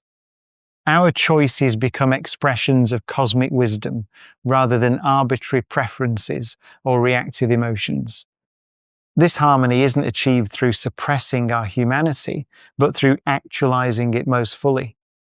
This alignment with nature produces the deepest form of human satisfaction because it represents harmony between individual choice and universal law, between personal development and cosmic good. Marcus Aurelius found fulfillment in virtue and service, despite the challenges and frustrations of imperial governance during crisis periods, plague, war, political intrigue. His satisfaction didn't depend on successfully resolving these external difficulties, but on meeting them with wisdom, justice, courage, and temperance. What brings no benefit to the hive can bring no benefit to the bee, he observes in Book 9, capturing how individual flourishing and collective good are ultimately inseparable. This satisfaction doesn't depend on external circumstances or other people's approval, but emerges naturally from the actualization of our essential capacities. When we live according to our nature as rational social beings, we experience the contentment that comes from being what we are meant to be. Virtue becomes both the means and the end of philosophical development, simultaneously the path to flourishing and the essence of flourishing itself. Marcus Aurelius understood that the practice of virtue is intrinsically rewarding rather than merely instrumentally valuable for achieving other goods. Courage doesn't just help us achieve external goals. The exercise of courage is itself part of what makes life worth living. Justice doesn't merely create social harmony. Acting justly actualizes our nature as rational social beings. This creates a form of motivation that is both sustainable and satisfying because it doesn't depend on external validation or uncertain outcomes. The philosophical life generates its own momentum through the satisfaction of living according to our highest capacities. Yet this raises a crucial question. How do we cultivate the patience and persistence necessary for this kind of long-term character development in a culture that emphasizes immediate results and external achievements? The answer lies in understanding that virtue is not a destination to reach, but a way of traveling. Each moment offers the opportunity to align ourselves with nature, regardless of external circumstances. Marcus Aurelius embodies Socrates' fundamental insight that the unexamined life is not worth living, but he demonstrates something more profound, how philosophical reflection transforms ordinary experience into wisdom and virtue. His morning practice reveals this transformation in action. From Book 11, At dawn, when you have trouble getting out of bed, tell yourself, I have to go to work as a human being. This isn't mere self-motivation, but philosophical examination applied to the most mundane moment of daily life. The meditations represent the most complete record we have of someone systematically examining their life through philosophical principles, treating each day as an opportunity for deeper insight and character development. This examination involves not mere introspection, but the integration of experience with understanding that creates practical wisdom, the capacity to see clearly and act appropriately in whatever circumstances we face. The examined life involves the constant integration of experience with understanding, treating each day as an opportunity for deeper insight and virtue, rather than something to be endured or rushed through. Marcus Aurelius possessed the remarkable ability to find philosophical significance in routine administrative duties, personal relationships, and even physical discomfort by viewing them through the lens of Stoic principles. From Book 3, In the morning when thou risest unwillingly, let this thought be present. I am rising to the work of a human being. This approach creates a feedback loop between living and learning that deepens both practical effectiveness and theoretical understanding. Every interaction becomes a laboratory for virtue. Every challenge an opportunity to apply philosophical principles. Every success or failure a source of wisdom about the nature of human flourishing and the proper use of reason. This approach to living creates a form of fulfillment that doesn't depend on external circumstances or other people's approval, because it emerges from the very process of conscious, virtuous engagement with whatever circumstances we face. Marcus Aurelius maintained satisfaction and purpose, even during the most challenging periods of his reign: plague, war, political betrayal, because his sense of meaning came from the quality of his responses rather than from the success of his outcomes. From Book 12, the universe is change. Our life is what our thoughts make it. This creates psychological independence from factors beyond our control, whilst enhancing our capacity for appropriate response to changing circumstances. The examined life becomes a source of inner strength that external events cannot diminish, because it draws its satisfaction from the exercise of our highest human capacities rather than from favourable outcomes. The philosophical life becomes its own reward, providing meaning and satisfaction through the very process of seeking wisdom and virtue, rather than through achieving specific external goals. Marcus Aurelius's integration of contemplation and action, individual development and social service, temporal engagement and eternal perspective demonstrates the complete human life. This vision of fulfillment through philosophical practice provides an alternative to both hedonistic pursuit of pleasure and ambitious pursuit of worldly success by locating satisfaction in the actualization of our highest human capacities, reason, virtue, and conscious participation in the cosmic order. The philosophical life represents both the means to human flourishing and the essence of human flourishing itself, creating a unity between process and goal that makes every moment potentially meaningful and every day an opportunity for the deepest form of human satisfaction. Part 13, Conclusion. Marcus Aurelius achieved something extraordinarily rare in human history: the seamless integration of philosophical depth with practical effectiveness. Whilst countless thinkers have developed sophisticated theories about virtue and wisdom, and countless leaders have demonstrated skill in governance and crisis management, Marcus Aurelius alone proved that cosmic perspective and inner discipline enhance rather than diminish our capacity for worldly service. During his reign, he successfully navigated the devastating Antonine Plague, managed the prolonged Marcomannic Wars, and addressed numerous imperial crises while simultaneously advancing his philosophical development and maintaining personal virtue. His synthesis in Book 6 captures this integration perfectly. What brings no benefit to the hive can bring no benefit to the bee. This insight resolved the apparent tension between contemplative wisdom and active engagement by demonstrating that they are mutually reinforcing aspects of complete human excellence rather than competing alternatives. The Meditations reveals that the highest human life involves the harmonious development of reason, virtue, and spiritual practice in service to both individual flourishing and the common good.